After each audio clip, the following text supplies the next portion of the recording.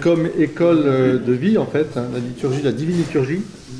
Et donc après avoir abordé la liturgie dans sa, je dirais sa tradition adamique, c'est-à-dire dans toute l'humanité court ce besoin de rite et d'exprimer sa relation avec le ciel à travers une religion qui a d'abord été une religion adamique, c'est-à-dire transmise par Dieu le Père directement, à Adam et Ève avant qu'ils soient cachés. Ah, je voulais faire de la publicité pour... non, je ne pouvais pas pour les butters.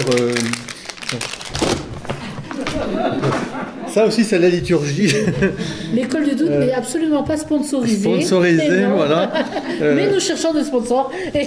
Le monothéisme est en fait à l'origine de toutes les religions, en fait. Contrairement à ce qu'au départ, après, on a voulu prétendre que c'était le polythéisme et qui était devenu après le monothéisme. Non, en fait, on s'aperçoit que l'idée d'un Dieu unique, elle parcourt l'univers depuis toujours.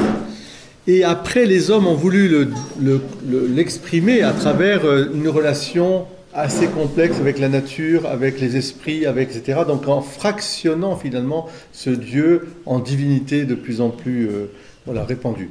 Alors ça ne veut pas dire qu'il n'y a pas eu des cultes polythéistes, etc. Mais donc on a pu voir vraiment cette origine de la liturgie. Encore une fois, la liturgie, elle est l'expression naturelle au départ de l'homme qui est un être religieux et qui a besoin d'exprimer à travers, donc on avait dit, les tables, des représentations, surtout les autels, hein, en fait, des pierres, etc. Et puis on est allé un peu plus en avant pour voir un peu les rites qui se pratiquaient, la liturgie qui se pratiquait dans le bassin à la fois de l'Asie mineure et puis le bassin méditerranéen, les histoires, donc justement les mythes et tous les mystères qui sont liés, et puis l'émergence donc du culte juif qui prend racine, ce culte juif, sur les autres, au milieu des autres cultes qui sont donnés à des divinités. Et vous savez que c'est vraiment le cœur même du carême, c'est le fait de suivre vraiment avec fidélité le Dieu unique. Écoute Israël, tu as un seul Dieu, écoute Dieu, le Dieu unique, et à chaque fois, Shema Israël, et à chaque fois Dieu vient chercher son peuple pour lui dire tu t'es perdu au milieu des autres cultes. On lisait cette semaine le livre des rois. Salomon, à la fin de sa vie, se perd avec toutes ses femmes parce qu'en fait, il épousait finalement les rites que ses femmes apportaient de différentes régions, différentes tribus, etc. etc. Et donc, c'est toujours le rappel de revenir au Dieu unique. Et puis, bien sûr, le christianisme, on a vu, est né sur cette tradition juive, s'est formé, s'est constitué, à la fois dans la continuité, comme dit Jésus, je ne suis pas venu abolir, mais accomplir. Et bien sûr, dans cette continuité, il y a un achèvement qui se fait dans le Christ Jésus. D'ailleurs, ce sera un des thèmes que nous aborderons pendant le carême avec la liturgie juive de Pâques et la liturgie juive chrétienne, correspondance et en même temps dépassement. Voilà. Et là, aujourd'hui, après avoir vu un peu la liturgie de Jésus, on pourrait dire, hein, au temps de Jésus, on voudrait voir justement les liturgies orientales et occidentales avant le Concile de Trente. Avant le Concile de Trente. Le Concile de Trente qui marque quand même une césure aussi assez importante, parce que, je vous rappelle, c'est aussi la fin de l'Empire byzantin, 1400 et quelques, la chute de Constantinople, le repliement de l'Asie, de l'Orient, de l'Occident, enfin tout ça, et puis bien sûr les guerres de religion. La guerre de religion, on peut dire, puisque c'est le protestantisme et le catholicisme, et donc une réponse. Mais avant, c'est intéressant de voir comment l'Église qui respire à deux poumons, occidental et oriental, et on ne doit jamais oublier, comment finalement on priait Dieu, quelle était la divine liturgie, voilà, de ces... Voilà. Alors, avant de commencer, je vous donne tout de suite la bibliographie. Ça va vous faire mal. Alors, il y a déjà deux livres, un qui est plus simple, l'autre qui est plus complet, sur l'histoire de l'Église, C'est lourd. C'est lourd. La culture, c'est toujours très lourd.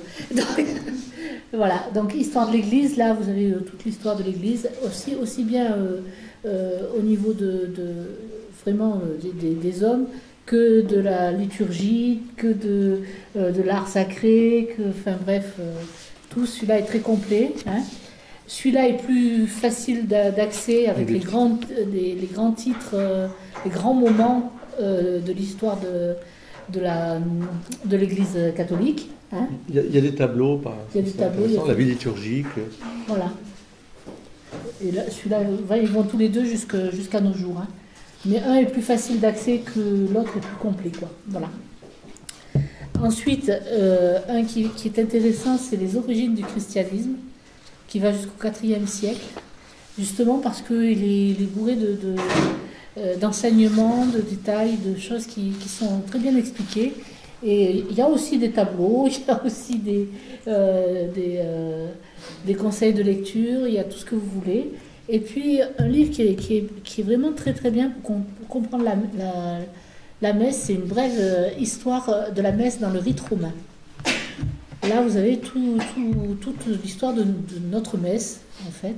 Et je pense que ça, c'est vraiment important pour pouvoir comprendre les choses. Voilà.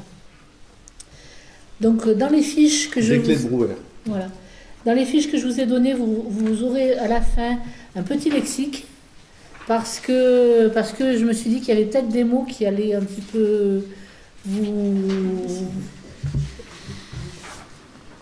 manquer. Hein. Donc, vous pourrez toujours vous reporter au lexique si vous en avez besoin. Voilà. Donc voilà. Alors bon, vous vous rappelez ce qu'on avait vu la dernière fois. Hein. On a vu ce qu'il était advenu après la mort du Christ, notamment la manière dont les premiers chrétiens priaient, comment ils se réunissaient. Mais je pense que vous vous en souvenez un peu quand même. Ouais. Hein. On avait étudié la didaché et la didascalie. Ça doit vous dire aussi quelque chose. Hein. Et l'organisation, donc. L'importance de la dernière scène, de Jésus-Christ, et l'institution de l'Eucharistie, et ce qu'on appelle l'heure de Jésus. Ouais.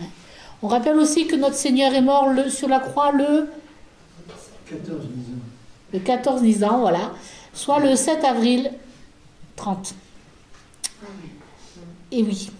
Donc, il y avait 4 ruptures qui ont décroché les chrétiens des Juifs, à savoir la lapidation d'Étienne en 36-37, l'exécution de Jacques le Majeur en 43, avec la fuite de Pierre de Jérusalem, le martyre de Jacques le Mineur en 62, et enfin le martyre de Pierre et de Paul en 67. On rappelle aussi que les églises de l'époque utilisaient leur langue maternelle pour les prières, d'accord, les lectures bibliques, les homélies, les hymnes lors des célébrations et liturgiques, et que la langue la plus répandue, c'était le grec. Voilà. Le copte en Égypte, le syriaque en Syrie, etc.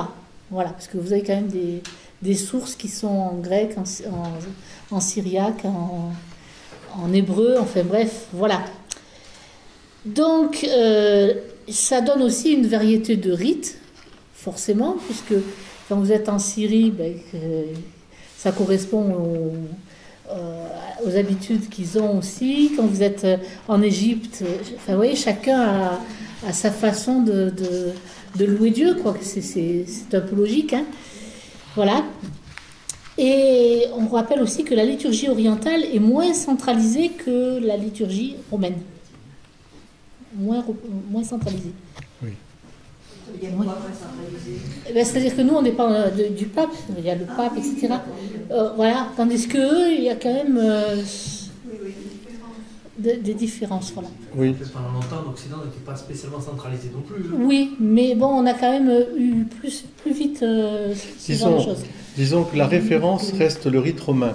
Voilà. Ce qui se passe, pour préciser, c'est que le rite romain célébré à Rome reste une référence pour le rite milanais ou le rite hispanique ou le rite gallican. Et quand il y a des questions liturgiques qui vont se poser, on se réfère à Rome pour avoir un peu une orientation. comme après il y aura les rites dominicains, le rite voilà, cartésien, voilà. Mais il y a quand même centralement le rite romain. C'est pour ça que c'est très important de garder aussi cette connaissance de l'origine. Alors c'était ton livre sur la messe, là, voilà, une brève histoire de la messe dans le rite romain, parce que c'est ce qu'on appelle le canon numéro 1, hein, qui bien sûr est un canon qui a été aussi... qui a subi des ajouts, et donc il faut savoir aussi garder la substance physique moelle, mais il reste néanmoins que c'est la norme. Le canon numéro 1 dans nos missels, c'est la liturgie romaine. Et toutes les autres liturgies s'y réfèrent. Vous voyez, donc sur l'organisation, etc. Alors qu'en Orient, on peut dire que... Alors, ça ne veut pas dire qu'on va avoir la messe sera célébrée n'importe quoi, enfin, je veux dire, dans des directions totalement opposées, bien sûr, c'est pas ça. Mais la culture syriaque, la culture égyptienne, la culture antiochienne, enfin, les premiers rites étaient d'Antioche, sont très marqués, hein, ne serait-ce que par la langue, d'ailleurs, ce sont des langues sacrées qui sont utilisées, et puis ça perdure, etc. Alors, mais on va voir un peu comment s'organise surtout la messe, hein, les rites de la messe, c'est tout à fait particulier. Voilà, donc c'est pour répondre un peu à ça. C'est vrai que ça ne veut pas dire qu'il n'y a pas d'autres liturgies que la liturgie romaine, mais elles sont toutes référencées ou centrées sur la liturgie romaine. Et d'ailleurs, la grande réforme qu'on verra dite carolingienne, ou la réforme grégorienne, c'est-à-dire au XIe siècle, le pape Grégoire ramènera un peu toutes les traditions déjà pour leur dire il y a ce cadre-là qu'il faut suivre. Voilà. L'Église latine. Voilà. Donc il faut toujours se rappeler que le dogme part de la Sainte Seine, qui est la Sainte Seine, qui est le dernier repas de Jésus, bien sûr, entouré de 12 personnes seulement, les 12 apôtres, c'est-à-dire les plus proches de Jésus, c'est ceux qui vont pouvoir transmettre la tradition apostolique, hein, et que c'est le moment décisif, parce que c'est le moment où le Christ lui-même se donne comme agneau. Voilà. Ça va constituer la nouvelle Pâque avec la mort de Jésus sur la croix et sa résurrection. Voilà. Cette alliance avec le sang, le sacrifice et le repas, c'est lié aussi à ce qui se passe dans l'Exode. Vous savez, la Pâque, on avait déjà vu... le linteau, le seau sur le linteau, voilà. L'agneau pascal mangé, la ceinture au rein, les cantiques voilà. Aussi, parce que c'est l'Exode, enfin on part, la nuée, la lumière, la Shekinah. Voilà. Donc la liturgie, la forme liturgique, elle est façonnée à partir de la tradition apostolique. Il y a le dogme et puis il y a la tradition apostolique, qui eux, ils vont transmettre les choses. D'accord ? La fraction du pain, à l'époque, je vous l'avais expliqué, hein, ça se déroule à la maison, dans un cadre modeste, mais dans une pièce qu'on réserve quand même au rituel. La pièce, vous voyez, vous avez ce qu'on avait dit, hein, que ça se passait dans des maisons, mais il y a une pièce dans cette maison qui est réservée à cela. Oui, c'est plus qu'un coin prière dans ce cas-là, puisqu'ils se réunissaient à plusieurs quand même. Donc, ouais. Donc au IIe siècle, Saint Justin nous donne la plus ancienne description de l'Eucharistie. Dans cette description, nous trouvons les lectures scripturaires, la prédication, la préparation du pain et du vin, celui-ci qui est mélangé, le vin qui est mélangé avec de l'eau, hein, des prières de louange, d'actions de grâce offertes par celui qui préside et conclues par un amen de l'assemblée. Puis vient la communion, la collecte finale pour venir en aide aux gens dans le besoin, et il est à noter que l'accès à l'Eucharistie dépend de la foi et de la conduite morale du fidèle. Je vous rappelle que dans la Didaché, dans la didascalie, la conduite morale du fidèle est extrêmement importante. On ne donne pas accès à l'Eucharistie à n'importe qui à l'époque. Il faut quand même montrer qu'on a reçu l'enseignement, qu'on a la foi catholique, quoi. C'est pas... voilà. Alors, il existe un ordo apostolique. Alors, si vous allez voir, j'ai dû mettre l'ordo quelque part, qui est un calendrier liturgique publié chaque année, comprenant les diverses parties de l'année liturgique de l'Église universelle, d'une église ou d'un ordre particulier, et indiquant pour chaque jour l'ordonnancement de la messe et de l'office. Vous avez toujours un ordo, hein. hein, mon père. Voilà. On a un ordo. On a un ordo, vous devez l'avoir dans la sacristie, je pense. Ordo romain, Romain. ordo de l'Église latine, mais en même temps ordo du diocèse d'Avignon et de la région même Provence-Alpes-Côte d'Azur, puisqu'il y a des fêtes. Il y a des fêtes particulières, etc. Donc ça, pour préparer la messe, par exemple, l'ordo est essentiel. Voilà, dans l'ordo, on retrouve absolument tous les textes, Voilà, les fêtes, l'ordonnancement des fêtes, les couleurs liturgiques, les lectures au sens où on donne les références, hein, même le psautier, Ouais. voilà, et les indications un peu précises s'il y a des rites à observer. Voilà. Alors cet ordo qu'on retrouve à ce moment-là, il est attribué à Hippolyte, mais actuellement, il semble plutôt, enfin les recherches font que on pense qu'il vient plutôt de l'Orient chrétien. Vous voyez, donc il y a toujours des recherches sur ces choses-là. Hein, les documents sont travaillés, la langue, tout ça, enfin voilà. Il était en quelle langue à l'origine? Alors justement, donc, on a commencé par la langue grecque, hein, donc, parce qu'il y a eu cette séparation aussi avec le monde juif, donc, et puis que après la paix de Constantin, c'est tout l'empire, hein, donc, qui s'est répandu. Ça ne veut pas dire alors justement, ce serait une bonne question de savoir si on a célébré en latin aussi, parce que le latin était parlé aussi. On a des premiers écrits latins. En tout cas, il va y avoir assez vite deux liturgies qui vont se constituer, une liturgie orientale, une liturgie occidentale. Ça, c'est clair. Alors en latin, c'était un peu moins important dans le sens où c'était vraiment des régions latines qui étaient, L'Afrique du Nord. qui étaient concernées, alors que le grec était plus... C'est la langue à la fois commerciale et puis voilà. Mais c'est une langue sacrée. Et puis évidemment, de l'autre côté, en Asie, enfin en Orient, va se constituer trois liturgies en fait, ou deux liturgies importantes. C'est la liturgie copte, on peut dire, la liturgie byzantine, et ce qu'on appellera aussi la liturgie de Saint Jean Chrysostome, qui va être vraiment la référence de la liturgie en Orient, avec des particularités chez les Arméniens, les Coptes, etc. Mais on voit bien qu'il y a Saint Jean Chrysostome étant un des pères de l'Église, on l'appelle Bouche d'Or, 4e siècle. Hein, il écrit beaucoup et il ordonnance, et ça devient une référence, voilà, pour le monde grec. Donc l'Eucharistie est célébrée le premier jour de la semaine, qu'on appelle aussi le 8e jour, ou commencement d'un nouveau monde, jour de la résurrection de notre Seigneur. Étant donné que la journée juive commençait au coucher du soleil, on pense qu'au début, il y avait sans doute l'Eucharistie le samedi soir. Et puis, à partir du IIIe siècle, on en est sûr, puisque Tertullien, quant à lui, stipulait que ça avait lieu au lever du soleil le dimanche. Voilà. Soit le samedi soir, soit le dimanche. Donc... Oui, c'est peut-être ce qu'on appelle les veillées, la veillée voilà. En tout cas au tout début de la journée. Au tout début de la journée, oui. À l'aurore. Et pourquoi on pense que c'était le début du dimanche? Parce qu'on a l'obligation de jeûner, mais de jeûner vraiment pas comme maintenant, hein, de jeûner vraiment avant de recevoir l'Eucharistie. Donc jeûner pour aller jusqu'au soir, ça faisait beaucoup. Voilà, donc c'est pour ça qu'on pense que c'est très tôt, aller le dimanche matin aussi.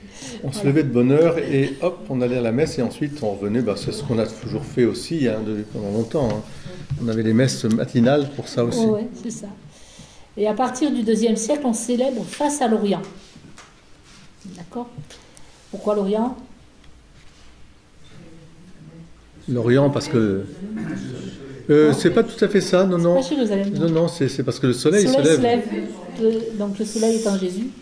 Voilà. Donc c'est une christianisation là aussi du soleil, qui est partout dans toutes les religions. Hein. Donc on voit bien que le fondement de la religion, il est d'abord la reconnaissance par l'homme que le cosmos lui dit quelque chose de Dieu. Et qu'à travers la sanctification, je dirais la religion du cosmos, tout va être en fait ordonnancé par rapport à ça. C'est toutes les grandes fêtes célèbrent en fait le cosmos au départ, et ensuite le Christ vient s'insérer dedans. C'est pourquoi la lune, le calendrier lunaire, etc. Les saisons, les rogations, les fêtes. Enfin, il y a tellement et tellement de fêtes qui ont des racines profondément, je dirais, qui plongent dans la création tout entière, qui est recréée, au Dieu qui avait créé le monde d'une manière admirable, le ciel et la terre racontent ta gloire, et qu'il avait recréé d'une manière plus admirable encore, etc., de daigner mélanger cette eau et ce vin. Les églises sont pour le cœur. Voilà, normalement les églises sont toutes orientées à l'est pour qu'on célèbre face au soleil levant. C'est la lumière du Christ qui vient de l'est. Voilà. C'est pour ça que ce matin, c'est là, on a vu les anges. Exactement, il y avait des anges ce matin, c'était clair. Ce matin. Ah, oui. Je vais poser la même question que toi parce que ça m'a interpellé. Oui, c'est vrai, c'était beau. Donc, au cœur de l'Eucharistie, bien sûr, il y a les prières eucharistiques. Et au départ, elles se transmettent par tradition orale. C'est un peu normal, hein, voilà. Hein. On retrouve 3 anaphores. Alors, les anaphores, c'est la prière eucharistique au cours de laquelle s'accomplit le mystère sacré qui correspond au canon de la messe dans la liturgie catholique. D'accord? Parce qu'on va revenir souvent avec le mot anaphore, donc voilà. Donc, ces 3 anaphores semblent provenir de cette tradition orale. Donc, il y a l'anaphore de Saint Basile d'origine égyptienne, celle de Saint Jacques, originaire de Syrie occidentale, et celle de Nestorius qui nous vient de Syrie orientale. Voilà. Donc, ça, c'est ce qu'on retrouve au début. Hein. Et puis, on mentionne également 3 textes, la prière eucharistique de la tradition apostolique, l'anaphore d'Adaï, je sais pas, et Marie, c'est l'église assyrienne d'Orient, et le papyrus de Strasbourg, qui est noté GR 254. Vous savez qu'ils notent les papyrus comme ça, avec des nombres et des lettres. On ne sait pas toujours, mais bon, c'est comme ça. Donc c'est une anaphore égyptienne écrite en grec. On connaît aussi l'anaphore de Barcelone, qui a un dialogue d'ouverture. Le dialogue d'ouverture, c'est la prière que fait le prêtre. Une prière de louange et d'action de grâce qui introduit le Sanctus, l'oblation du pain et de la coupe, une première épiclèse. Donc épiclèse, vous l'avez aussi dans le lexique, c'est une prière qui appelle l'intervention de l'Esprit Saint. D'accord. Le récit de l'institution, le récit d'institution, vous voyez ce que c'est, hein, ouais. Non?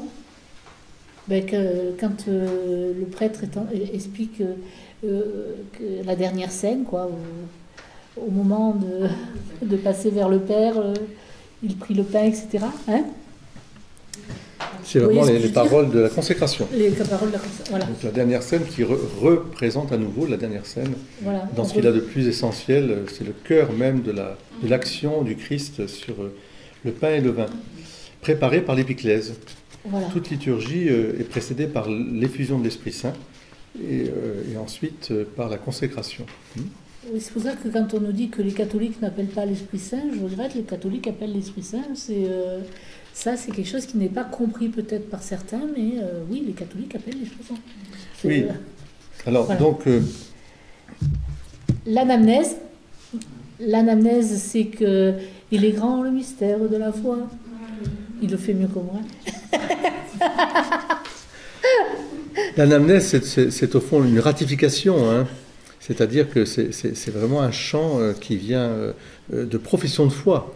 Hein. Il est grand le mystère de la foi. Nous annonçons ta mort, nous proclamons ta résurrection. Donc c'est vraiment quelque chose qui vient, je dirais, comme signifier ce qu'on vient de vivre dans la dernière scène. Hein. La mort, la résurrection, la venue. Nous attendons la venue du Seigneur. Il est vivant. Hein. C'est comme si je disais, il est vivant, il est ressuscité. Hein. Donc l'anamnèse est un des moments forts de la liturgie où tout le monde l'Église célèbre ensemble. Toute l'Église célèbre ensemble. Oui.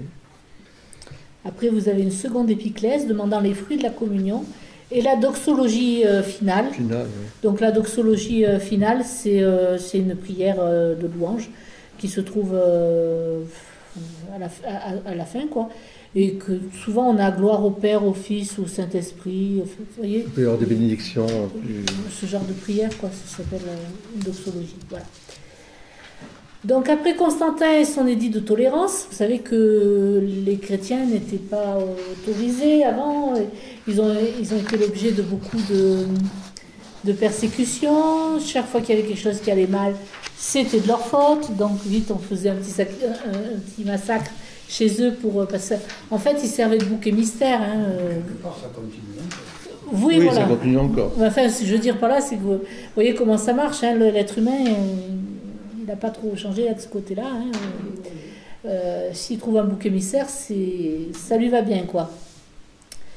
Et donc, à partir de Constantin, il y a un édit de tolérance qui fait que les chrétiens, cette fois-ci, sont reconnus comme étant une religion à part entière.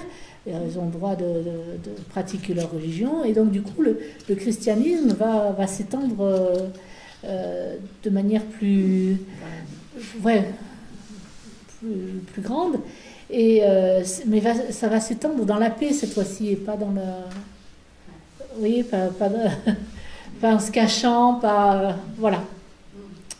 C'est à partir de là qu'on trouve les premières sources écrites liturgiques. On peut parler de la tradition antiochienne ou antiochienne. Antiochienne, oui.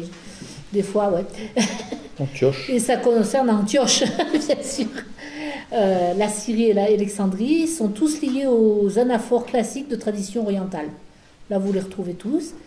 Dans le 8e livre des Constitutions apostoliques attribué à Saint Clément de Rome, on note 4 lectures de l'écriture avec la loi, les prophètes, une épître, l'évangile, puis un sermon, le renvoi des catéchumènes, parce que vous savez qu'avant les catéchumènes ne pouvaient pas assister à l'Eucharistie, des pénitents, enfin il n'y avait pas que les catéchumènes, il y avait aussi des pénitents et d'autres groupes qui n'étaient pas autorisés à rester pour assister à toute la messe.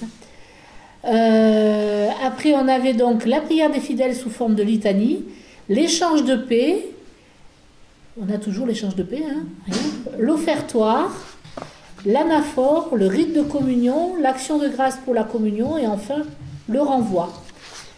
Dans la structure même de l'anaphore d'Antioche, on retrouve un dialogue introductif avec une salutation trinitaire,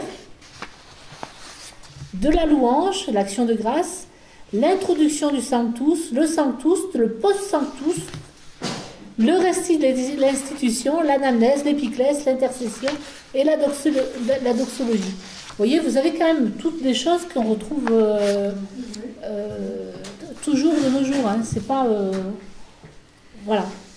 C'est-à-dire que si on regarde la liturgie orientale et la liturgie occidentale, on va voir que la liturgie orientale est une liturgie qui est marquée à la fois, peut-être plus que nous, par les prières, je dirais, d'imprécation, de supplication.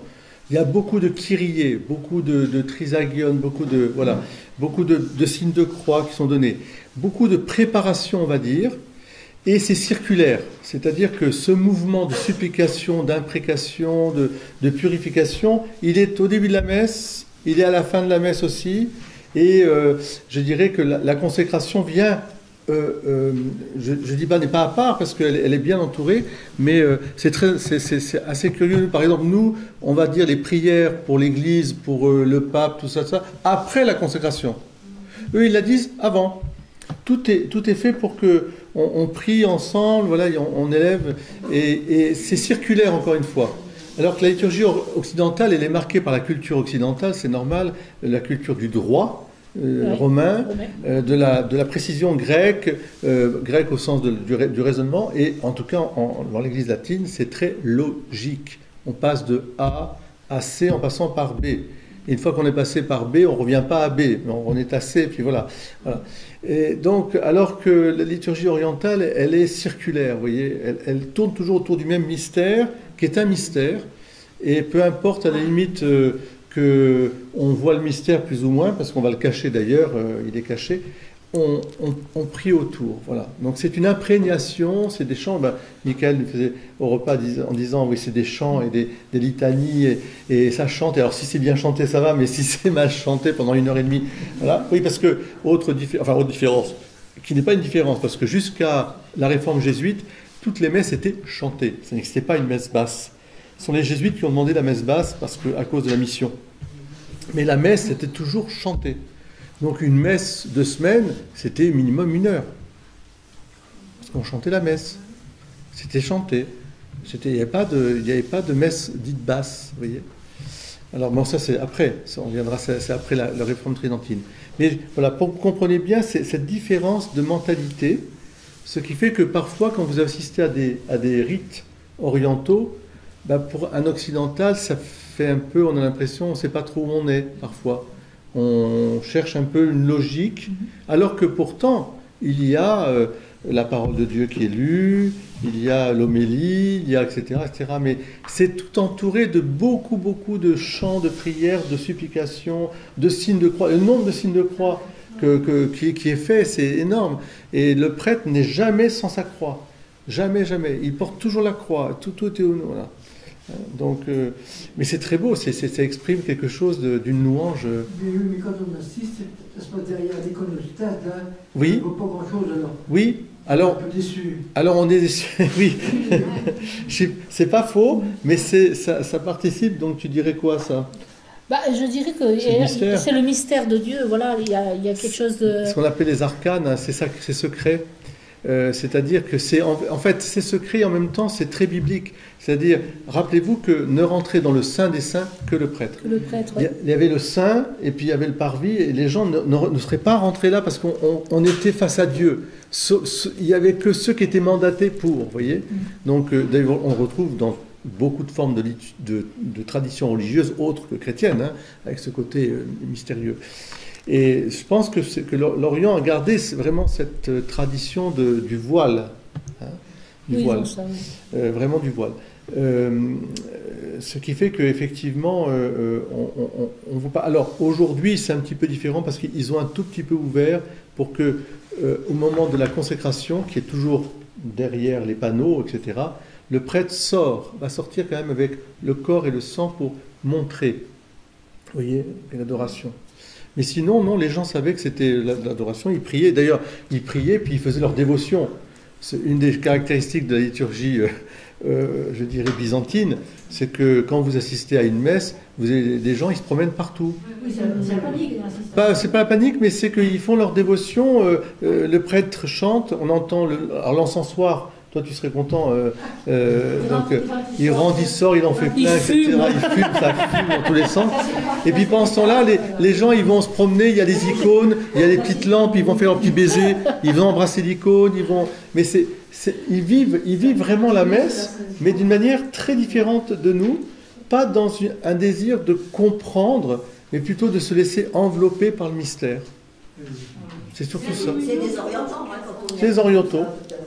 La communion se prend sous quelle forme? Sur les deux espèces. Bien sûr, on va en parler parce que c'est très particulier aussi. J'ai eu la chance, moi, de célébrer 2 fois déjà la liturgie de Saint Jean Chrysostome. Et ça m'a frappé énormément. Ce qui m'a frappé, je dirais, c'est effectivement ce que je vous ai dit, cette préparation. Autrefois, dans la liturgie tridentine, on le verra, le prêtre ne montait pas à l'autel sans être préparé. À la sacristie, bien sûr, préparer les prières au bas de l'autel. Elles étaient longues. Et introibo ad altare Dei, etc., etc., etc. Donc on se lustrait, on se préparait, etc. Puis après on montait, on baisait l'autel, et après on commençait vraiment, voilà. Aujourd'hui, on a simplifié ça, mais c'est vrai que c'est au détriment un peu, je pense, d'une préparation. C'est pour ça que c'est bon, par exemple, de se préparer ensemble, en disant une dizaine de chapelets, par exemple, en demandant aux gens de rentrer un peu dans le mystère, dans le sacré. Et puis, l'autre aspect qui m'a frappé aussi beaucoup, c'est qu'effectivement, c'est constamment des prières, le Kyrie, il revient, mais sans arrêt.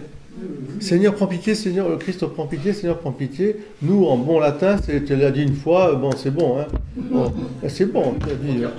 C'est ça, Kyrie, Christ, Kyrie. Eux, c'est circulaire. Tout, ça revient toujours. À la fin, ils redisent encore, ils sont devant le sacré, ils sont devant ils ont ce sentiment d'être devant le mystère. Et voilà. Et puis alors après, pour le pain et le vin, d'abord ils ont des ornements qui sont magnifiques, hein, qui sont extrêmement, qui sont magnifiques. Faste, oui, c'est vrai, c'est très beau. Et ils ont, alors ça dépend un peu des rites, je pense, mais en tout cas dans le rite de Saint Jean Chrysostome, c'est du pain brioché en fait, une espèce de brioche, de grosse brioche qui coupe, et ils vont porter d'ailleurs après, et c'est pas du tout l'hostie sans le pain sans azime, hein. Et puis je peux dire que même Enfin, c'est bon. C'est très bon. Je veux dire, et il vous donne un morceau comme ça. Hein. Il vous donne ce qui fait que... Voilà.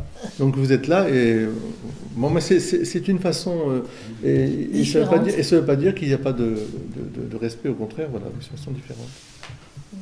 Ils ont un grand sens du sacré. Quand même. En revanche, on gardera toujours ce que les premiers, les apôtres disaient. Hein, donc, l'accueil, la louange, la prière, le partage de la parole de Dieu, l'action de grâce, donc le récit de l'institution, et puis ensuite la communion, et puis aller dans la paix du Christ. Enfin, voilà, on garde bien cet ordonnancement. Mais alors, ça s'exprime de manière différente. Donc le rite byzantin s'est développé à travers tout cela. Hein. On ajoute la prière eucharistique de Saint Jean de Chrysostome, voilà, qui a remplacé celle de Saint Basile au XIe siècle. C'est là qu'on la met. Hein. La liturgie syriaque appartient à la même famille. La tradition alexandrine, quant à elle, au IIIe siècle, comprend un dialogue introductif. Le Seigneur soit avec vous. La louange et l'action de grâce, il est vraiment juste et bon. Les intercessions comprenant les défunts. L'introduction au Sanctus, le Sanctus, une épiclèse, l'épiclèse 1. D'accord. Voilà. Première fois, on invoque l'Esprit Saint. Le récit de l'institution, l'anamnèse, deuxième épiclèse, et la doxologie. Et en ce qui concerne la formation de la liturgie latine, on commence d'abord par christianiser l'espace public. Ça a été très important en construisant des églises, pour que le Christ soit présent le plus possible partout. Puis après, on a christianisé le temps, c'est-à-dire qu'on a adapté les fêtes païennes au christianisme, vous voyez, pour que... Et le calendrier liturgique en l'an 338 débute avec la fête de la Nativité le 25 décembre. Autrefois, cette fête de la Nativité, elle était fêtée le jour de l'Épiphanie, le 6 janvier, à l'instar de l'Orient, qui est toujours avec cette date. Et alors, j'ai interrogé une personne qui était dans l'église apostolique arménienne, et qui m'a beaucoup parlé de ce temps de Noël, en m'expliquant qu'en fait, oui, il considérait que c'était l'Épiphanie, et il rajoutait en même temps la fête du baptême du Seigneur. D'accord. Comme ça, voilà, les deux sont fêtés ensemble. Il y a un lien entre les deux. Hein, et c'est quoi le lien? Le lien, c'est que l'eau, il l'a purifiée, etc. Et comme ils vont bénir tout le monde, et voilà, plus. Disons, le lien, il est dans l'Église d'Occident, mais seulement il est moins exprimé. Vous le retrouvez chez les moines en particulier, où tout le mystère de l'Épiphanie va se dérouler sur les 3 manifestations de la Trinité Sainte, en fait. Que ce soit Noël, voici mon fils bien-aimé, etc. Le baptême, vous retrouvez la même chose. Voici que je t'ai engendré, donc c'est Noël, mon fils bien-aimé, et les noces de Cana. Ah oui, il y a aussi les noces de Cana. Et en fait, nous avons retenu de l'Épiphanie que les rois mages. Hein. Et bien sûr, on fête le baptême, parce qu'on le fête aussi, hein, le baptême du Christ dans le temps de Noël, mais c'est un petit peu, on passe à côté comme si, voilà, on ne voit pas le lien sens. entre les 3. Parce qu'il ne faut pas oublier que la liturgie de Saint Jean Chrysostome, elle est une réponse liturgique, pratique, face aux hérésies qui pullulaient contre la Trinité. Et en particulier contre le mystère donc, du Père et du Fils et du Saint-Esprit, et contre, bien sûr, l'incarnation, c'est-à-dire le Fils devenu... donc c'est l'arianisme d'un côté, et puis les hérésies qui, en fait, voulant défendre l'unicité de Dieu, finissaient par nier la Trinité Sainte, en disant que Jésus était simplement un prophète un peu plus grand que les autres, mais ce n'était pas le Fils de Dieu. Et la liturgie de Saint Jean Chrysostome, elle s'est vraiment, je dirais, élevée comme un rempart contre l'hérésie et définir la théologie trinitaire. C'est pour ça que toute notre liturgie, nous aussi, elle est marquée par ça, hein, elle se termine toujours par une doxologie, par Jésus-Christ, ton Fils unique, notre Seigneur et notre Dieu, qui vit et règne avec toi dans l'unité du Saint-Esprit. Amen. Vous voyez, et tout se fait par Jésus-Christ dans la Trinité Sainte, en fait. Hein. Voilà. Dans l'unité du Saint-Esprit.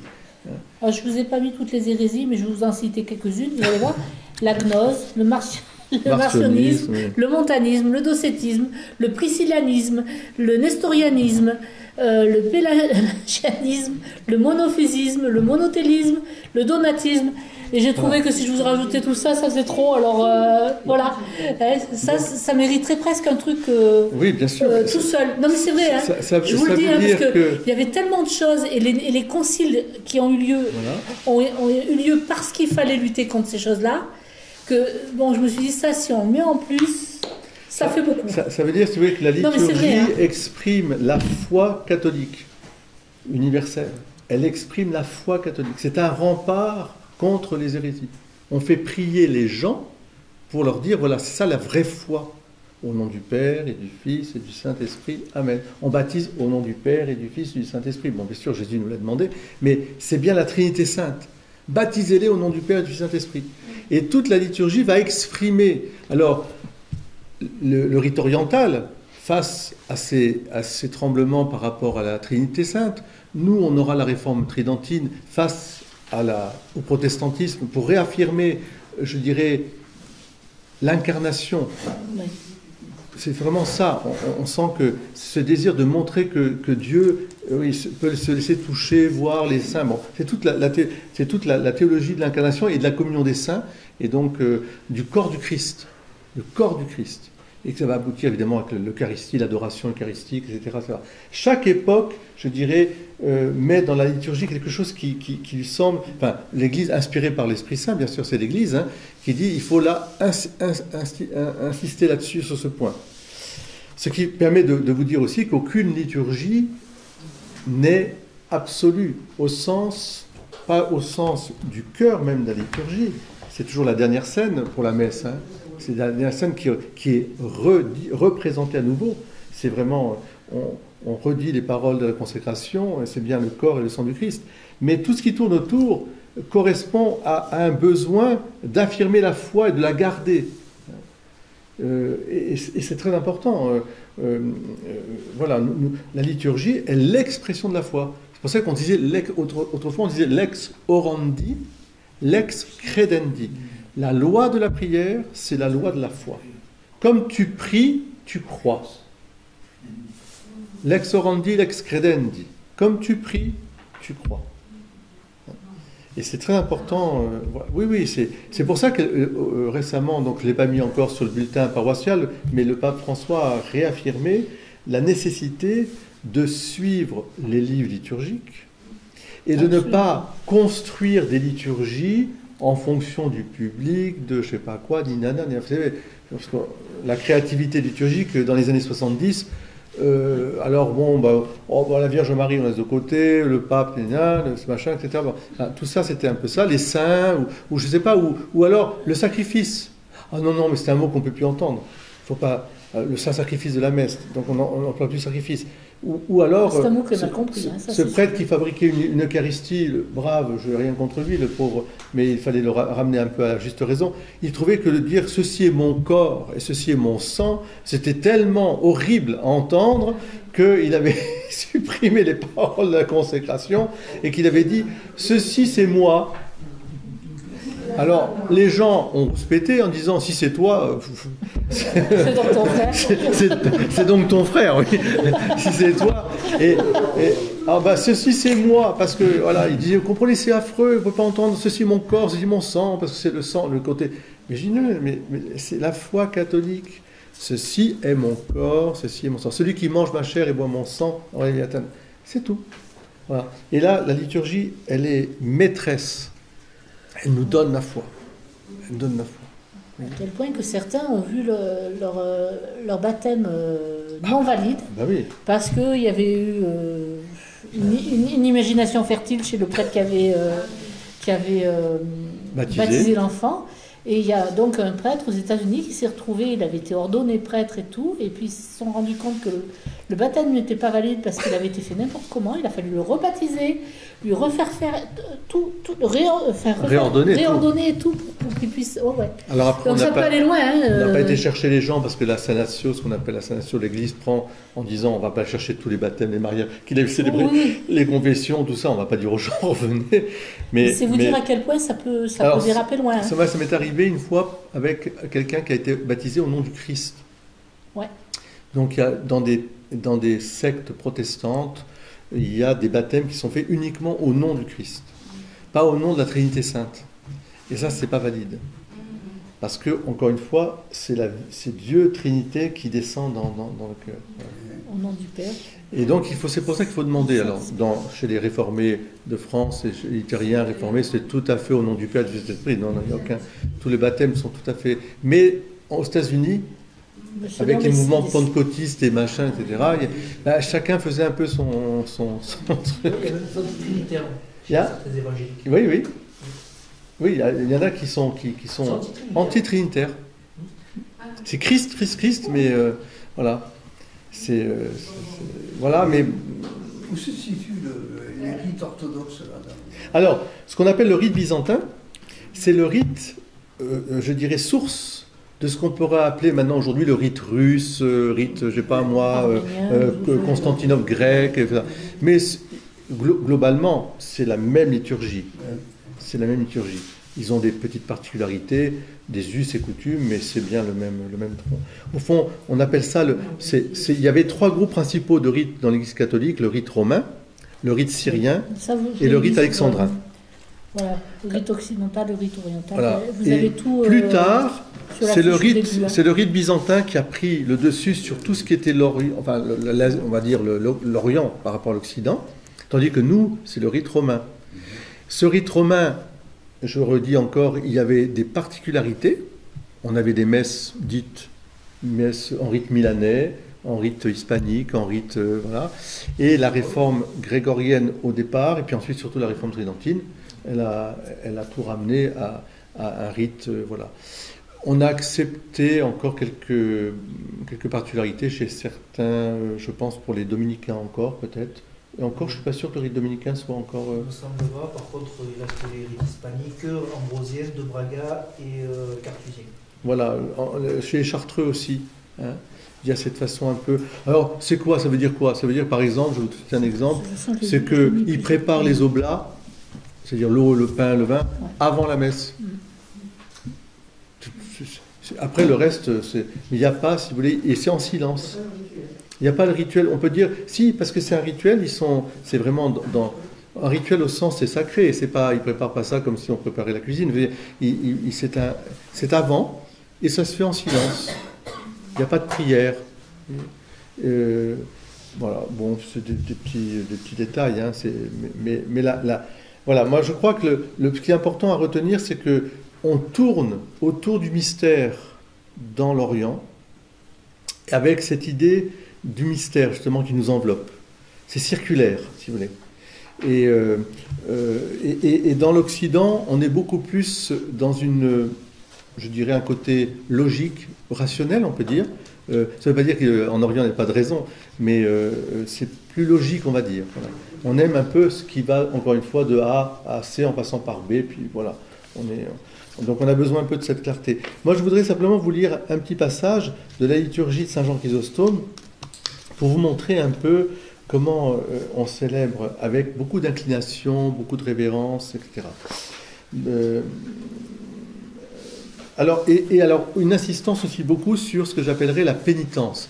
C'est-à-dire, ils ont ce sentiment profond que, étant introduits dans le Saint des Saints, ils sont indignes, ils sont pécheurs, et qu'il faut demander vraiment la purification, la pureté. C'est un peu avec, vous savez, Isaïe, le séraphin là, qui arrive à « je suis impur, mes lèvres sont impures » et on vient lui mettre, ou c'est Jérémie plutôt, on vient lui mettre un charbon ardent sur les lèvres. Hein. Jean fait la même chose aussi. Alors, le prêtre. D'abord, il y a le diacre. Le diacre a beaucoup d'importance aussi dans la liturgie. Dans la liturgie. Ayant demandé l'unité de la foi et la communion du Saint-Esprit, confions-nous nous-mêmes les uns les autres et toute notre vie au Christ notre Dieu. Donc j'aime bien l'unité de la foi et la communion du Saint-Esprit. L'unité de la foi et la communion. À toi, Seigneur. C'est à toi, Maître, ami des hommes, que nous confions notre vie tout entière et notre espérance. Nous t'invoquons, nous te prions, nous te supplions. Rends-nous dignes de communier à tes célestes et redoutables mystères de cette table sainte et spirituelle avec une conscience pure, pour la rémission de nos péchés, pour le pardon de nos fautes, pour la communion du Saint-Esprit, pour l'héritage du royaume des cieux, et pour que nous ayons l'audace de venir à toi sans encourir ni jugement ni condamnation. Et rends-nous dignes, Maître, d'oser avec hardiesse et sans encourir de condamnation t'appeler Père, toi, le Dieu céleste, et dire, alors toute la communauté dit, notre Père. Vous voyez comment ils introduisent la prière de notre Père. Car c'est à toi qu'appartiennent le règne, c'est le prêtre qui dit ça à la fin. Amen. Paix à tous et à ton esprit. Inclinons la tête devant le Seigneur, devant toi, Seigneur. Prière de l'inclinaison.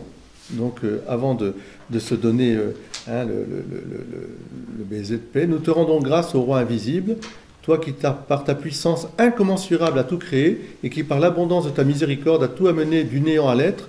Toi-même, Maître, abaisse ton regard du haut du ciel sur ceux qui ont la tête inclinée, non devant la chair et le sang, mais devant toi, Dieu redoutable. Toi donc, Maître, répartis entre nous tous pour notre bien, selon le besoin propre de chacun, les dons que voici. Navigue avec ceux qui sont en mer, fais route avec les voyageurs, guéris les malades, ô médecin de nos âmes et de nos corps. Par la grâce de la compassion et l'amour pour les hommes de ton Fils unique, avec lequel tu es béni, ainsi que ton très saint et bon et vivifiant esprit, maintenant et toujours et pour les siècles des siècles. Amen. Et alors après, sois attentif aux dons, et puis on arrive à rompt le maître, le pain, le Saint-Père, le Saint-Pain. Donc c'est le diacre qui s'adresse au prêtre et qui dit rompt maintenant le Saint-Pain. Le prêtre dit l'agneau de Dieu est rompu et partagé, il est rompu mais non divisé, il est toujours mangé mais ne s'épuise jamais, et il sanctifie ceux qui communient.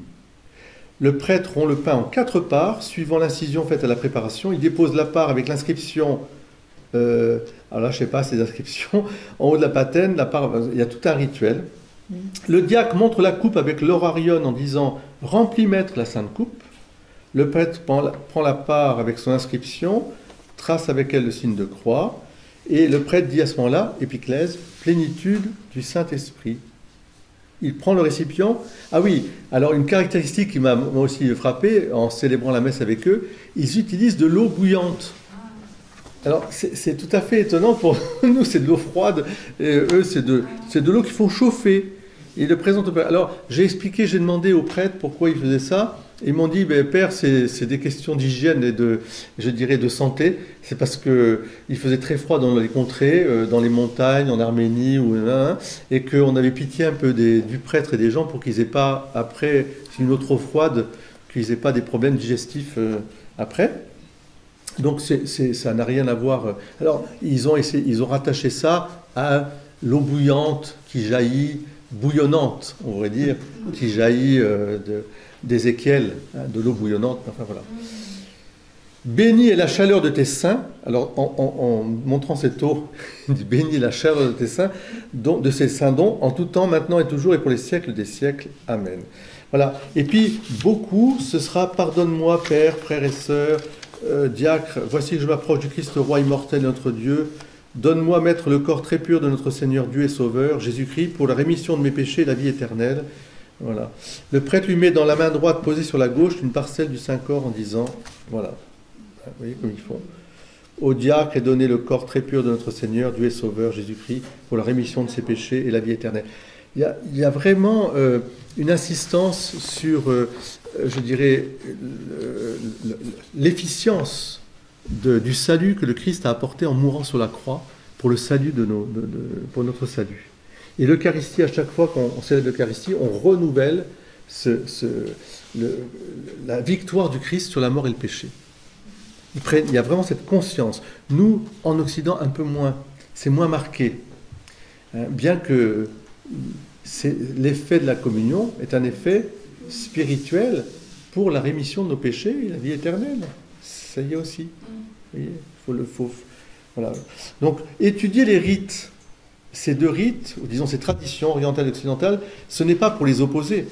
C'est au contraire pour d'abord rendre grâce, qui est des rites différents, avec les traditions différentes, c'est rendre grâce que le mystère eucharistique soit exprimé dans une forme différente, mais toujours avec le même, bien sûr, présence réelle, et peut-être quand même s'enrichir de ce que les orientaux peuvent nous amener.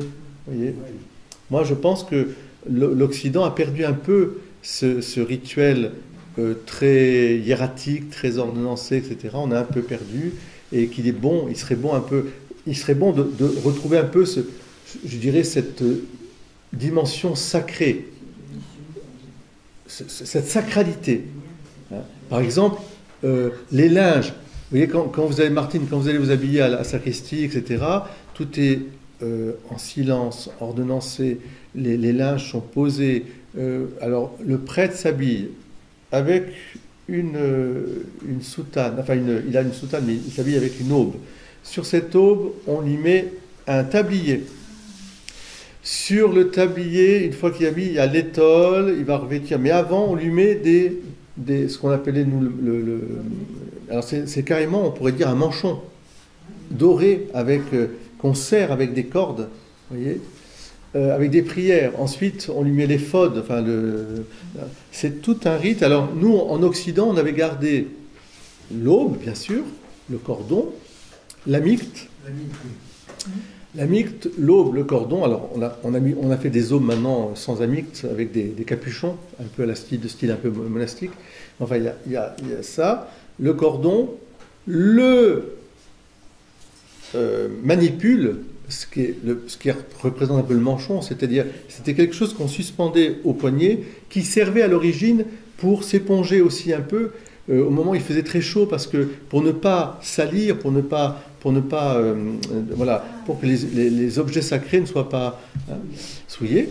Et puis on a l'étole et la chasuble. Mais l'évêque, lui, il revêtait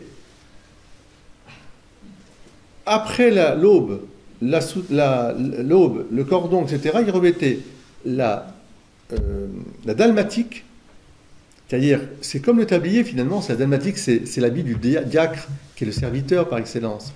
Une dalmatique, c'est une espèce de vêtement, pas une chasuble, hein, c'est avec des manches qui couvrent à peu près comme une tunique, on pourrait dire. Hein, c'est comme une tunique. Il revêtait la dalmatique, la chasuble. Donc je peux vous dire qu'il avait 2 ou 3 épaisseurs, et que c'est en plus la mitre. Voilà. C'est énorme. Je pense. Toujours. Oui. C'était géant. Ouais, tellement ouais. ils avaient d'épaisseur de membres. Oui. C'est des personnages très imposants. Ils ont, voilà. Ils ont presque un peu peur. Et puis c'est vrai, oui, un petit peu. Et puis chez les prêtres orientaux, il y a toujours une coiffe. Hein. Ils sont toujours coiffés. Ouais. Vous savez, cette fameuse coiffe avec là, et puis, enfin, on s'en reprend à la mitre. Hein. C'est noir, là, ils ont... Parce que là aussi, c'est pareil, on est couvert. Voilà. On est couvert devant Dieu. Bon. C'est aussi certainement une tradition juive, parce que les Juifs, je vous rappelle, quand ils célèbrent, ils ont toujours le châle, l'espèce de... Alors, ils l'enlèvent dès qu'ils vont arriver vers la Torah, ils se couvrent. C'est toujours un peu... on rentre dans le mystère, il faut qu'on soit... voilà, il y a quelque chose de sacré. J'ai du mal à... Ah bah oui, c'est pas notre... J'ai du mal avec... Oui, voilà. Mais je trouve que nous, on en a déjà bien assez par rapport... Je me dis toujours, mais si Jésus était là, mais tout ça, ce tralala, est-ce que... Alors, quel sens ça aurait? Alors, je pense qu'il ne faut pas faire une erreur anachronique. C'est-à-dire, si vous savez que Jésus a célébré comme les Juifs célébraient, et je vous assure que chez les Juifs, on célèbre d'une manière très ordonnancée, avec, donc, je vous ai dit, tous ces vêtements aussi, hein, et notamment les grands prêtres, etc. Tout ça, il a assisté lui-même, il a été, donc il n'a pas mis ça dehors, vous voyez. Et ce qu'il a voulu, c'est recentrer sur l'essentiel qui est la charité. C'est vrai que la simplification, il faut toujours, toute réforme, elle est là pour secouer le tapis, pour dire, attends, il y a des choses qui se sont empilées là, on peut peut-être un peu aérer, parce que ces choses extérieures finissent par cacher l'intérieur. Mais il faut faire attention de ne pas jeter le bébé avec l'eau du bain. C'est ça. Hein. Donc quand je dis qu'on a peut-être chez nous, on a peut-être à retrouver un peu le sens du sacré, je pense que c'est pas faux quand même. Je prends 2 exemples des grilles de communion qu'on a allègrement envoyé promener, et c'est d'ailleurs toutes les commissions d'art sacré maintenant refusent qu'on touche aux grilles de communion. Pourquoi? Parce que c'est un style évidemment, mais ça a délimité ce qu'on appelle le chœur et la nef. Et donc tout style d'église qui s'est fait, parce qu'on a voulu faire des églises, je dirais, conviviales, tout le monde est là, on met une petite table au milieu, puis tout le monde est là. Oui et non. C'était la Sainte Table, on appelait ça. Non, mais la Sainte Table, non, justement, ça aussi était un peu une imagination un petit peu à notre temps. C'est parce qu'on s'est dit, Jésus, il était couché sur des divans, et puis ils assistaient comme ça, c'était la scène. Mais la scène juive, ça jamais, le repas de Pâques, c'est pas ça. Le repas de Pâques, il est très, très, très hiératique, il est très, avec les différentes coupes, avec les différentes... Chacun a sa fonction, a sa place. Non, il y avait un rite qui est toujours en cours chez les Juifs. Il faut distinguer chez les Juifs, il y a le moment de la prière liturgique et le moment où il y a le repas. Et ça, c'est pas la même chose. Donc, il y a 2 pièces différentes. À la synagogue, vous êtes à Carpentras, vous allez d'abord prier, puis ensuite, je dirais que la liturgie va se prolonger par le repas, mais c'est un repas, alors là, tout le monde est à table. Non, je crois que c'est une bonne question que vous posez, parce que de fait, ça correspond bien à notre mode de fonctionnement. Il faut toujours que ce soit noble, simple, noble, mais sacré. Le curé d'Ars, qui était pauvre, rappelez-vous ce qu'il disait toujours, et rien de trop beau pour le Seigneur. Et alors, il achetait les ornements les plus beaux, les calices, etc. Il n'aurait pas à célébrer dans de l'arcopale. Je ne dis pas que si vous êtes perdu dans la nature, ou vous êtes dans un camp, enfin je sais pas. Concentration. Oui, non, mais un camp de concentration, bien sûr, mais même, voilà, on fait les choses simples. Il n'y a pas on va pas faire ça m'est même arrivé, moi, un jour, j'avais oublié l'étole, j'avais plus d'étole, et j'étais en aube simplement. J'ai dit aux gens, vous voyez, il est normal que le prêtre qui célèbre la messe soit habillé avec l'ornement, etc. Mais je ne l'ai pas, parce que je l'ai oublié. Mais on va quand même célébrer la messe. Et la messe dépasse, bien sûr, ça. Mais j'ai dit, attention, ce n'est pas une habitude. Non, je crois qu'il faut quand même garder... Alors, vous voyez, je pense, au cœur. Le Saint-Sacrement. Le Saint-Sacrement, c'est quand même le lieu où le Christ est là présent. Et... je me rappelle, dans une église où j'étais curé, j'avais des gens mais très braves, vraiment, mais on leur avait tellement dit que toute la liturgie, tout ça, c'était fini, dans les années 70, qu'il était chargé il était chargé de vérifier les hosties dans le tabernacle. Et moi, j'arrive, je le vois faire une fois, j'ai dit, non, mais mon brave Joseph, il est au ciel maintenant. J'ai dit, Joseph, tu peux pas faire ça, c'est pas possible. Il arrivait, il ouvrait, il regardait, pof, avec un bruit, il reposait ça, puis il repartait comme si c'était en fait simplement une réserve de sucre, quoi. J'ai dit, non, c'est pas possible. Ah, mais on m'a dit que, voilà. Mais je dis, oui, je vais te montrer si tu as besoin, puis après, finalement, c'est moi qui l'ai fait. On fait la genuflexion, on ouvre, il y a un temps un peu d'adoration, on regarde, si on a touché les saintes espèces, on se purifie. Il y a le voile, voilà. Donc c'est important. Voilà, c'est sacré. Moi, j'appelle ça le respect du sacré. Mais simplement, je suis assez d'accord. Mais attention, on a besoin du beau aussi, Geneviève. C'est-à-dire que dans un monde qui est assez banal, finalement, qui banalise tout, quand je vais à la messe, c'est que une belle liturgie, un beau chant, de l'orgue, des lumières, des ornements, quelque chose qui... ça vous porte. Et moi, je le vois avec le regard des enfants. Quand vous voyez des enfants, eux, c'est beau. C'est beau. La Vierge Marie, elle était simple, mais elle était belle. Habillée dans sa robe, avec ses roses, avec son chapelet, on la voit pas, enfin, on n'imagine pas la Vierge Marie arrivant, je dis pas en jean et basket, c'est pas ça que je veux dire. Jean troué. Mais oui, un jean troué, voilà, un jean troué, parce que c'est la mode. Non. Ouais, elle est belle. Elle est simple, et elle est belle.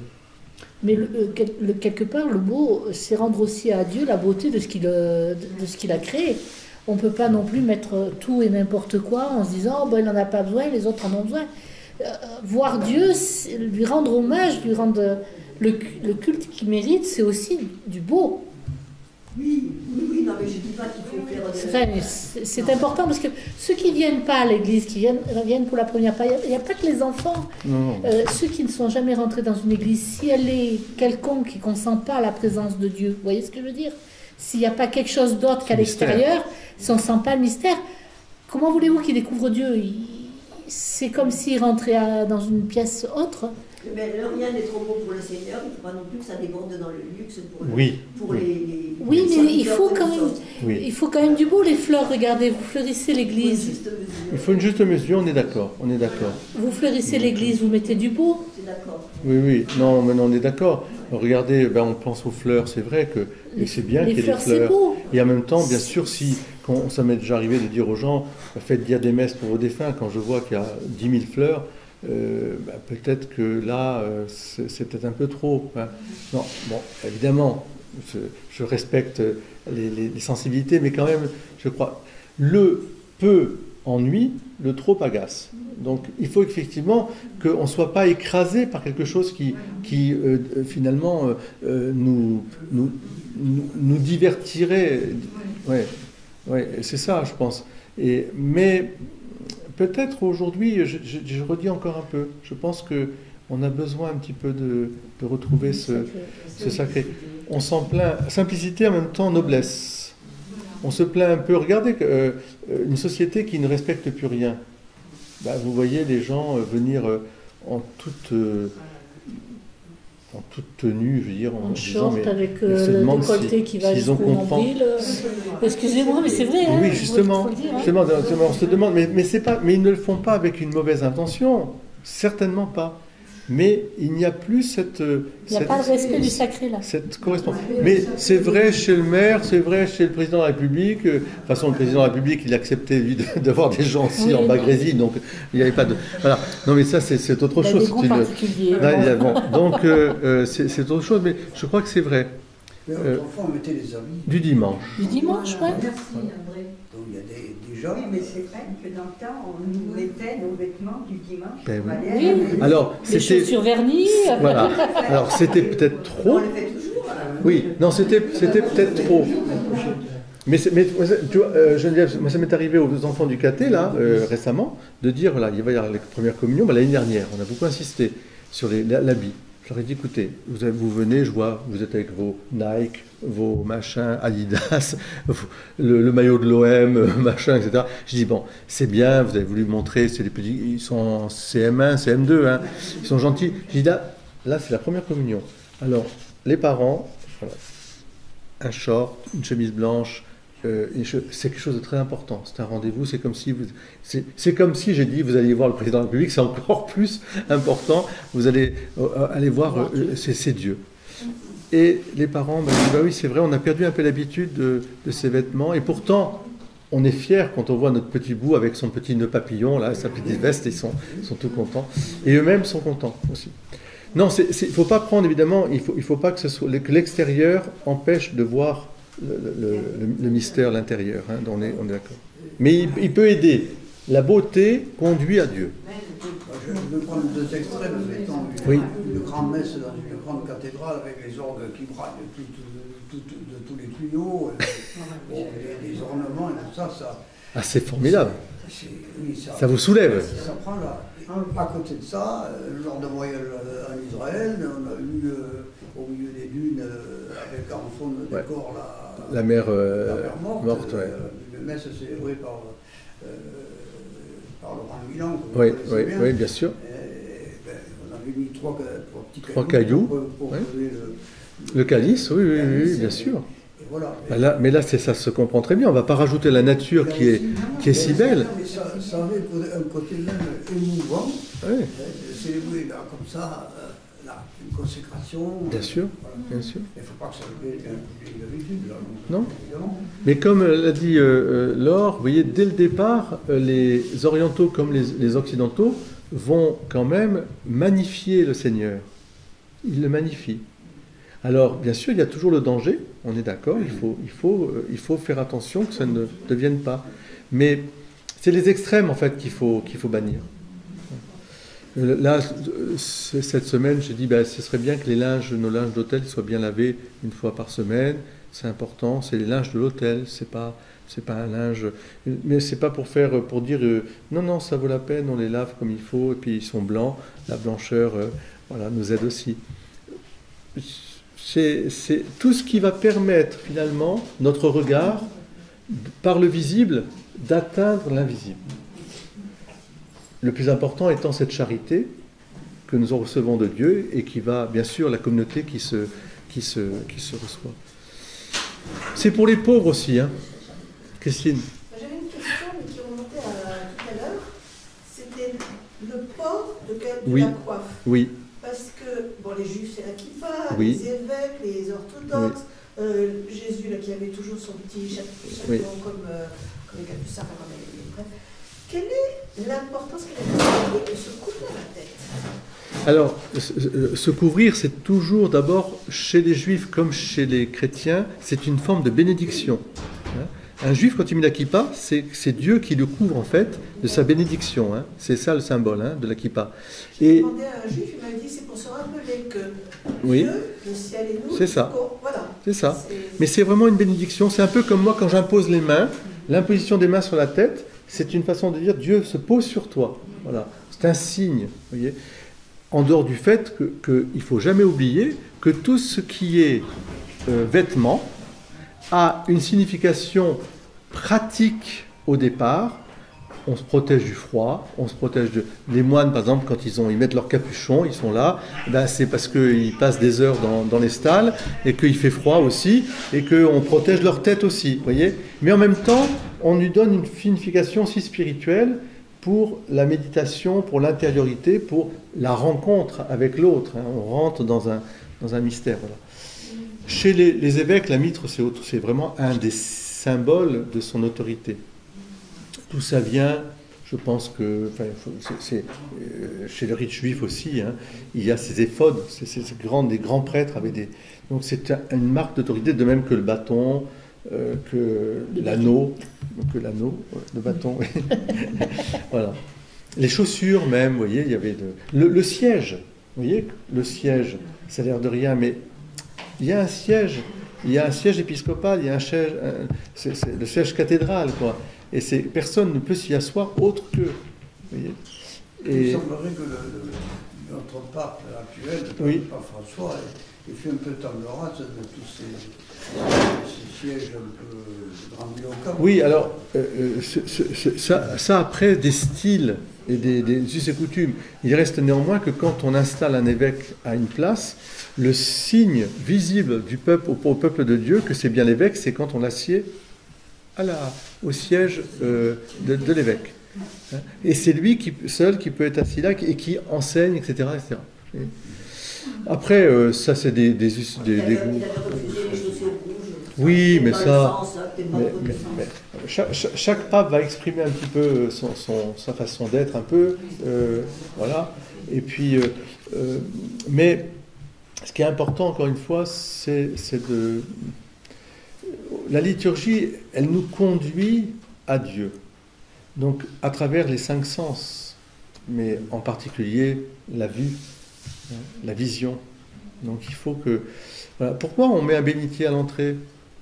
C'est pour prendre de l'eau bénite, pour se lustrer, c'est pour se purifier. Pourquoi, quand on rentre, normalement, la première chose qu'on fait, c'est de se signer, bien sûr, et puis on va adorer le Saint-Sacrement. On rend visite à l'autre qui nous accueille, et donc normalement on prend un temps de silence, enfin on se recueille un peu, puis après bien sûr on peut dire bonjour aux uns et aux autres, mais et puis plein d'autres choses. Autrefois, et pourquoi la cloche? On sonne la cloche. Mais pourquoi? Parce que ça sonne, d'abord la cloche indique que l'office va commencer, mais au moment de la consécration, on rappelle aux gens qui sont un peu distraits, cling, cling, cling, cling. Alors, oulala, ouf, oui, c'est vrai, j'étais dans mes pensées là. Aïe, la consécration. Donc je me recueille. Vous voyez, ce sont des aides. Moi, j'aime bien le carillon là, quand c'est. J'aime bien. Et c'est André qui a sonné, je pense. Un peu trop Mais pourquoi? Parce qu'il s'est rapproché du micro. Il était à côté du micro, il avait... C'est André, il s'est amusé. André, à mon avis, s'est un peu amusé. Mais c'était bien, mais au moins on entendait les cloches. Hein. Ah oui, c'est vrai. Oui. Éloi. C'est pour me punir. Parce que je me suis trompée dans l'environnement, j'ai fait la puissante. Éloi, on t'écoute, mon cher frère. Non, mais il ne faut pas m'écouter. Hein. Je vous le dis tout de suite. Il y a des choses dans la liturgie que c'est comme un désir que ce soit plus vrai. Oui. Plus vrai, et ça me dérange un peu que le Saint-Sacrement soit regardé juste à côté de l'autel de la célébration de l'Eucharistie. Il y a les deux traditions. C'est très bien, je le prends, j'ai vu la messe depuis toujours, puis c'est comme ça, c'est comme ça. Mais en même temps, ça fait comme un dérangement entre le Seigneur qui est présent, qui va se faire présent, et le Seigneur qui est derrière toi, qui est déjà présent. Et pourtant, l'Eucharistie est là pour cette présence. C'est-à-dire que ce mélange de présence réelle et d'Eucharistie me dérange. Oui, oui. Ah, j'aime beaucoup. Je scandalise personne. Non. Et si je vous scandalise, bouchez-vous les oreilles. Pas du tout. Et j'aime beaucoup, dans certains monastères, on a bien fait attention à ça. Et le tabernacle est placé un peu en dehors de la scène de l'Eucharistie. Il est là-bas parce que c'est l'Eucharistie qui a préséance. Et, tout à fait. C'est juste. Comme chez nous, c'est vieux, puis anciennement c'était là. Mais oui. ça me tiraille toujours. Je ne sais pas si tout le monde me comprend. Si. Ça ne tiraille pas du tout. C'est des choses Pardon? Ça ne me dérange pas du tout, moi. Mais je suis bien content pour toi, tu sais. mais c'est quoi? Dans la liturgie, je ne crois pas posséder les preuves, mais dans la liturgie, c'est l'Eucharistie qui doit avoir la primauté. La primauté. Je vais te scandaliser. Les frigos pour garder le manger derrière le prêtre, là, on pourrait le mettre plus loin. Que Dieu me pardonne. Mais c'est-à-dire que c'est la consécration qui est importante. C'est ça. Et cette consécration, Jésus a voulu rester avec nous. Et il reste dans le pain consacré qui est dans le tabernacle. Mais le tabernacle, en même temps, aussi l'autel de l'offrande, liturgiquement, ne me semble pas bien. Même si ça ne dérange pas Georges. Je suis bien pour le vrai. Mais c'est ça. Alors, Éloi, pour répondre à ta question, elle est juste. Non, c'est pas une question, mais c'est une réalité. C'est-à-dire que avant toute la réforme liturgique, surtout du Concile de Trente, la plupart des églises étaient avec un autel en pierre. C'était des autels sacrificiels, des autels en pierre, comme vous pouvez voir à Vaison-la-Romaine, par exemple. Et la Sainte Réserve, qu'on appelait la Sainte Réserve, elle était mise de côté, sur le côté, en général même parfois dans un pilier de l'église, c'est ce qu'on ouvrait. Le mouvement eucharistique, bien avant la réforme tridentine, le mouvement avec Saint Odile du Mont-Cornillon, qui a mis en valeur donc l'adoration eucharistique dès le XIe, XIIe siècle, a, je dirais, réajusté aussi cette sainte réserve, parce qu'au fond, il y avait l'autre aspect, le frigo, comme tu disais, on le laissait de côté, on le laissait de côté, puis finalement, la messe étant finie, on ne s'occupait même plus, il était là, il n'y avait pas de geste significatif de la présence réelle. C'est toujours pareil, c'est une espèce d'équilibre. On a voulu ramener ça au centre, ce qui fait qu'on a créé ces columbariums, là, vous savez, ces structures qui montaient au-dessus des autels même anciens, bien avant donc la réforme tridentine. Ce qui est vrai, c'est que les attaques contre la présence réelle ont fait qu'on a voulu absolument que l'Église, au cœur de l'Église, ce soit plus, je ne dis pas plus, mais soit davantage mis en premier la présence réelle, plus que, effectivement, l'autel du sacrifice. Et alors, on a eu ces autels baroques en particulier, mais bien avant, encore une fois, il y avait aussi ces colombaria, on mettait le Saint-Sacrement en évidence, même très haut. Et donc, les autels du Concile de Trente sont des autels, effectivement, qui, avec des triptyques, où au cœur même de l'autel, au-dessus de l'autel, il y a la Sainte Réserve, donc le Saint-Sacrement, pour être adoré, vénéré, etc. etc. Mais n'oubliez pas qu'à l'époque, le prêtre célébrait face au Saint-Sacrement et devant le Saint-Sacrement. Donc la personne qui assistait à la messe ne voyait pas ce double rapport. Il voyait simplement qu'on consacrait. Je ne dis pas que théologiquement, la question est juste, elle se pose, mais ne voyez pas. Aujourd'hui, on a gardé, parce qu'on est obligé de garder pour des raisons architecturales, des monuments de France, etc., vous vous rendez compte que l'autel qu'on a est un autel qui n'a rien à voir avec l'Église, enfin, dans sa construction originelle. Et j'ai posé la question à la DRAC, savoir si on pourrait enlever l'autel en marbre et mettre vraiment un autel en pierre du style roman, enfin du style du XIIe siècle. Enfin, voilà. Non, alors donc c'est très compliqué parce que ce sont des autels qui sont maintenant, classés. Alors, il faudrait trouver une place. Il y a plein de choses. Mais il est certain que ce qui se passe dans les monastères, souvent, c'est qu'il y a quand même le Saint-Sacrement. Il est mis à un côté, sur un côté, et il est aussi mis en honneur, à l'honneur quand même pour la présence réelle. Bon. Ça permet de comprendre plus l'Eucharistie. Alors, oui. Et en même temps, je vous dis, s'il y a eu ce balancier, c'est qu'il y avait aussi les deux, parce que Jésus dans le placard, si je puis dire, c'est ça aussi. Dans certaines églises où il est mis il était mis dans le placard. Donc, je crois qu'il faut... Ce qui serait important, et là je rejoins et je te remercie Éloi, parce qu'il m'avait fait la réflexion aussi, c'est que dans la mesure du possible, il faut bien montrer que le dimanche, chaque dimanche, on consacre le pain qui va être communié. Je ne dis pas qu'il n'y a pas une réserve, et on en a parce qu'on est obligé, mais Éloi m'avait dit que ce serait bien que le ciboire soit consacré à la messe du dimanche, pour qu'on montre bien que c'est ce pain nouveau. Et là, on rentre dans ce mouvement. On gardera ça, parce que de toute façon, je ne peux pas faire autrement. Je vois même pas où je pourrais le mettre. Si, je pourrais le mettre à l'autel du Saint-Sacrement, qui est là, mais alors là, vous vous rendez compte, les gens rentrent, on ne sait pas trop comment c'est... Voilà. Donc on n'a pas ce truc. Certains monastères l'ont mis derrière, mais dans l'abside, parce qu'ils ont des très beaux monastères. De toute façon, vous allez à... Oui, à Saint-Jean, non, à Saint-Jean, exactement. Vous allez à Les Reims, ils ont un maître-autel qui est magnifique, et puis derrière, il y a le Saint-Sacrement, où je crois qu'il y a une petite chapelle d'ailleurs à côté, mais on n'a pas. Voilà. Prigolet-Sénanque, oui. À la chapelle des apparitions, il y a quand même appareil lémonial, la réserve eucharistique, mais sur le côté, c'est très bien présenté. Voilà, mais il faut avoir l'espace, vous voyez, Éloi.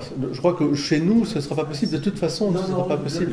Donc, mais je comprends très bien qu'il ne faut pas que... Il faut garder le double mouvement, c'est-à-dire à la fois, il est là, Jésus est là, je l'adore, il est présent, magnifier quand même le Saint-Sacrement en tant que tel, de cette présence réelle, et en même temps, que ça n'occulte pas le sacrifice eucharistique, le renouvellement non sanglant du sacrifice de la croix, qui est représenté à chaque Eucharistie et qui doit vraiment être le cœur même de voilà. Le dimanche, on doit être centré sur l'Eucharistie. D'accord. Bonne remarque. Mais c'est vrai, c'est important. Mais c'est que ça fait tellement de confusion. Quand vous arrivez et vous rentrez, ou quand nous arrivons à l'église, bon, si nous n'avons pas de problème, si on veut faire la génuflexion, on la fait. On ne la fait pas à l'autel. On fait la sanctation au Saint-Sacrement qui est dans le tabernacle. Et quand l'Eucharistie commence, je ne sais pas comment le dire autrement que mais le tabernacle se finit, c'est l'autel qui va avoir la primauté sur tout. On salue à l'autel, on ne salue pas les saints sacrements. Mais comme les deux sont un et là, Et oui, bon, on salue tout le monde en même temps. Ben, c'est ça. Bien comme ça. C'est ça. Je fais ma génuflexion exprès. Vous voyez, ce que je fais, c'est qu'en bas des marches, en général, je fais une inclination pour montrer qu'il y a l'autel. Mais après, devant le Saint-Sacrement, oui, je fais une génuflexion pour dire qu'il est là, quoi. Je veux dire, donc, bon, c'est pas parfait. Et de fait, je comprends très bien, ben ça veut dire qu'il y a des balanciers, vous voyez, il y a des mouvements, etc. Aujourd'hui, il y a un mouvement qui s'est beaucoup... c'est ce qu'on appelle la chapelle d'adoration, avec vraiment l'Eucharistie présente du matin jusqu'au soir. Vous avez des chapelles, même à Saint-Pierre de Rome, vous avez une chapelle avec un grand rideau, et ne vont là-bas que ceux qui vont adorer l'Eucharistie, qui est sous l'encensoir, et c'est du matin au soir. Hein. Il y a des messes qui sont célébrées, etc. Mais comme il y a le rideau, moi, personnellement, c'est pas que ça me gêne, mais je dirais qu'il faut faire attention de ne pas un déséquilibre. C'est-à-dire que pendant qu'on célèbre une messe, l'adoration du Saint-Sacrement, enfin, là aussi, je rejoins un peu ce côté de l'action eucharistique qu'on est en train de faire. Et c'est pour ça, par exemple, que même au cours de grands congrès eucharistiques, si les prêtres, même avant, vous savez que les prêtres célébraient la messe, il n'y avait pas de concélébration, ils célébraient toujours la messe avant, bien avant et même de très bonne heure, et ils assistaient à la messe que l'évêque ou le pape célébrait, parce qu'il ne pouvait pas y avoir d'autres messes, vous voyez, parce que c'était l'action eucharistique qui était célébrée, et on ne pouvait pas célébrer au même moment d'autres messes, ça n'a pas de sens, ça n'a pas de sens. Aujourd'hui, il y a la concélébration, les gens assistent, mais les prêtres assistent. Mais, vous voyez, l'unité de l'action liturgique. Voilà. Vous voyez qu'on n'est pas parfait, c'est pas parfait, mais il faut garder le sens. Voilà, la question que tu as posée est très bonne, parce qu'il faut, je crois, que nous aussi on réfléchisse à ce qu'on vit à ce moment-là. C'est l'action, c'est-à-dire c'est vraiment une action liturgique. Chez les orientaux, il y a plus la dévotion aux icônes. Le Saint-Sacrement, il est suffisamment mis à l'honneur. Alors, je vais vous dire, c'est la messe. Quand il y a la messe qui est célébrée, tout le décorum autour. Une fois que la messe est terminée, ils ont une sainte réserve qui est à l'intérieur du Saint des Saints, de l'iconostate. C'est un petit tabernacle où ils rangent. Mais la plupart du temps, le pain eucharistique, ils vont le distribuer aux gens aussi. Donc ils ont une façon aussi assez différente de nous de considérer la réserve. Mais enfin, il y a une réserve quand même, pour porter aux malades, pour porter... voilà. Mais il n'y a pas, si vous voulez, le Saint-Sacrement où les gens arrivent et puis tout est sacré de toute façon dans l'Église. Et les gens ne font pas forcément de génuflexion, ils vont surtout faire des prostrations, des vénérations, les icônes, ils vont mettre, il y a de l'huile, on va embrasser l'icône. L'icône elle-même étant comment dire, une contemplation, une entrée dans le mystère. L'icône n'est pas une peinture, ça n'a rien à voir. Nous, nos yeux occidentaux, on les considère comme c'est beau, etc. Pour un oriental, l'icône, c'est sacré. Enfin, je veux dire, c'est un mystère. Voilà. C'est pour ça qu'ils font toutes ces dévotions qui nous paraissent un peu, oui, naïves, parfois un peu naïves. Votre maman de russe d'origine, vous avez assisté un peu, j'imagine. Et en tant que petite fille, ça me mettait mal à l'aise de voir ces gens qui embrassaient l'icône. Je trouvais que c'était un peu dégoûtant d'ailleurs. Et ça ne me plaisait pas. Alors elle me prenait dans ses bras pour que j'embrasse un peu l'icône, mais je n'avais pas du tout envie. J'avais une rejet. Voilà, mais vous voyez comme... là-bas, dans la liturgie orientale, on embrasse énormément la croix et la main du prêtre. Alors là, mais pourquoi on embrasse la main du prêtre ? C'est pas parce que le prêtre... Non, c'est parce que c'est la main qui porte le corps du Christ. Vous voyez, elle est sacrée. Et c'est lui rappeler aussi au prêtre, c'est pour ça qu'on baisait l'anneau aussi de l'évêque, c'est lui rappeler sa mission. C'est lui dire, attention, voilà. Bon. Voilà, je ne sais pas quelle heure il est, mais il est peut-être l'heure. On a quand même encore beaucoup de choses à voir. Alors, là, on était simplement parce qu'on voulait voir un peu la liturgie orientale et occidentale avant le Concile de Trente. À quelle heure est-il? Parce que moi, je sais que j'ai un rendez-vous. 3h30 3h30 35, oui. Bah, termine. Il faut que j'y aille. J'ai un rendez-vous vers 4h à Caumont, donc il faut que j'y aille. Mais c'est pas grave. Là on veut voir maintenant la liturgie. Non, je devais terminer quelque chose d'important. Important, vas-y. Le canon des Écritures. Parce que souvent, il y a des choses, des fois, qui me chacune chez les personnes. Voilà, il y a un canon des Écritures. Ce canon des Écritures, ça vient déjà de la Bible en hébreu, les textes hébreux, de la Bible grecque. Ça, c'est évident. On a retenu en plus les livres des prophètes, le livre de Tobie et d'Esther, et le Nouveau Testament. Donc le Nouveau Testament, vous avez les écrits des évangiles, les lettres, etc. Ce sont tous des personnes qui ont connu le Christ, ou qui ont connu les apôtres minimum, qui ont connu vraiment le Christ. On n'a pas retenu les apocryphes. Pourquoi ? Parce que les apocryphes ont été écrits généralement après le IIe siècle. Donc, c'était plus des personnes qui avaient connu le Christ. D'accord ? Et en plus, certains textes servaient pour justifier d'hérésies qui ont été écrites comme ça, pour justifier comme ça.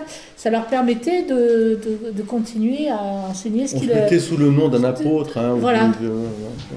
Alors, je vous ai photocopié et je vous ai fait passer ceci pour que vous voyez justement des textes qui ont été apocryphes, qui n'ont pas été retenus parce que vraiment, c'était pas possible, quoi. Alors, apocryphe ou alors... non retenu, parce qu'il y a, par exemple, je pense à la lettre de Clément de Rome, qui est une lettre authentique. C'est le successeur de Pierre, il est le 3e, 4e successeur de Pierre. Et au départ, on le lisait dans les églises, cette lettre aux Corinthiens, qui est magnifique et qui est extraordinaire, cette lettre. Et on ne l'a pas retenue parce que, comme dit très bien Laure, on n'a retenu que ceux qui étaient proches du Christ, hein, les apôtres et les disciples. Les apôtres et les disciples. En dehors de ça, on n'a pas retenu d'autres lettres. Voilà. Ça ne veut pas dire qu'il n'y en a pas qui sont belles. Hein.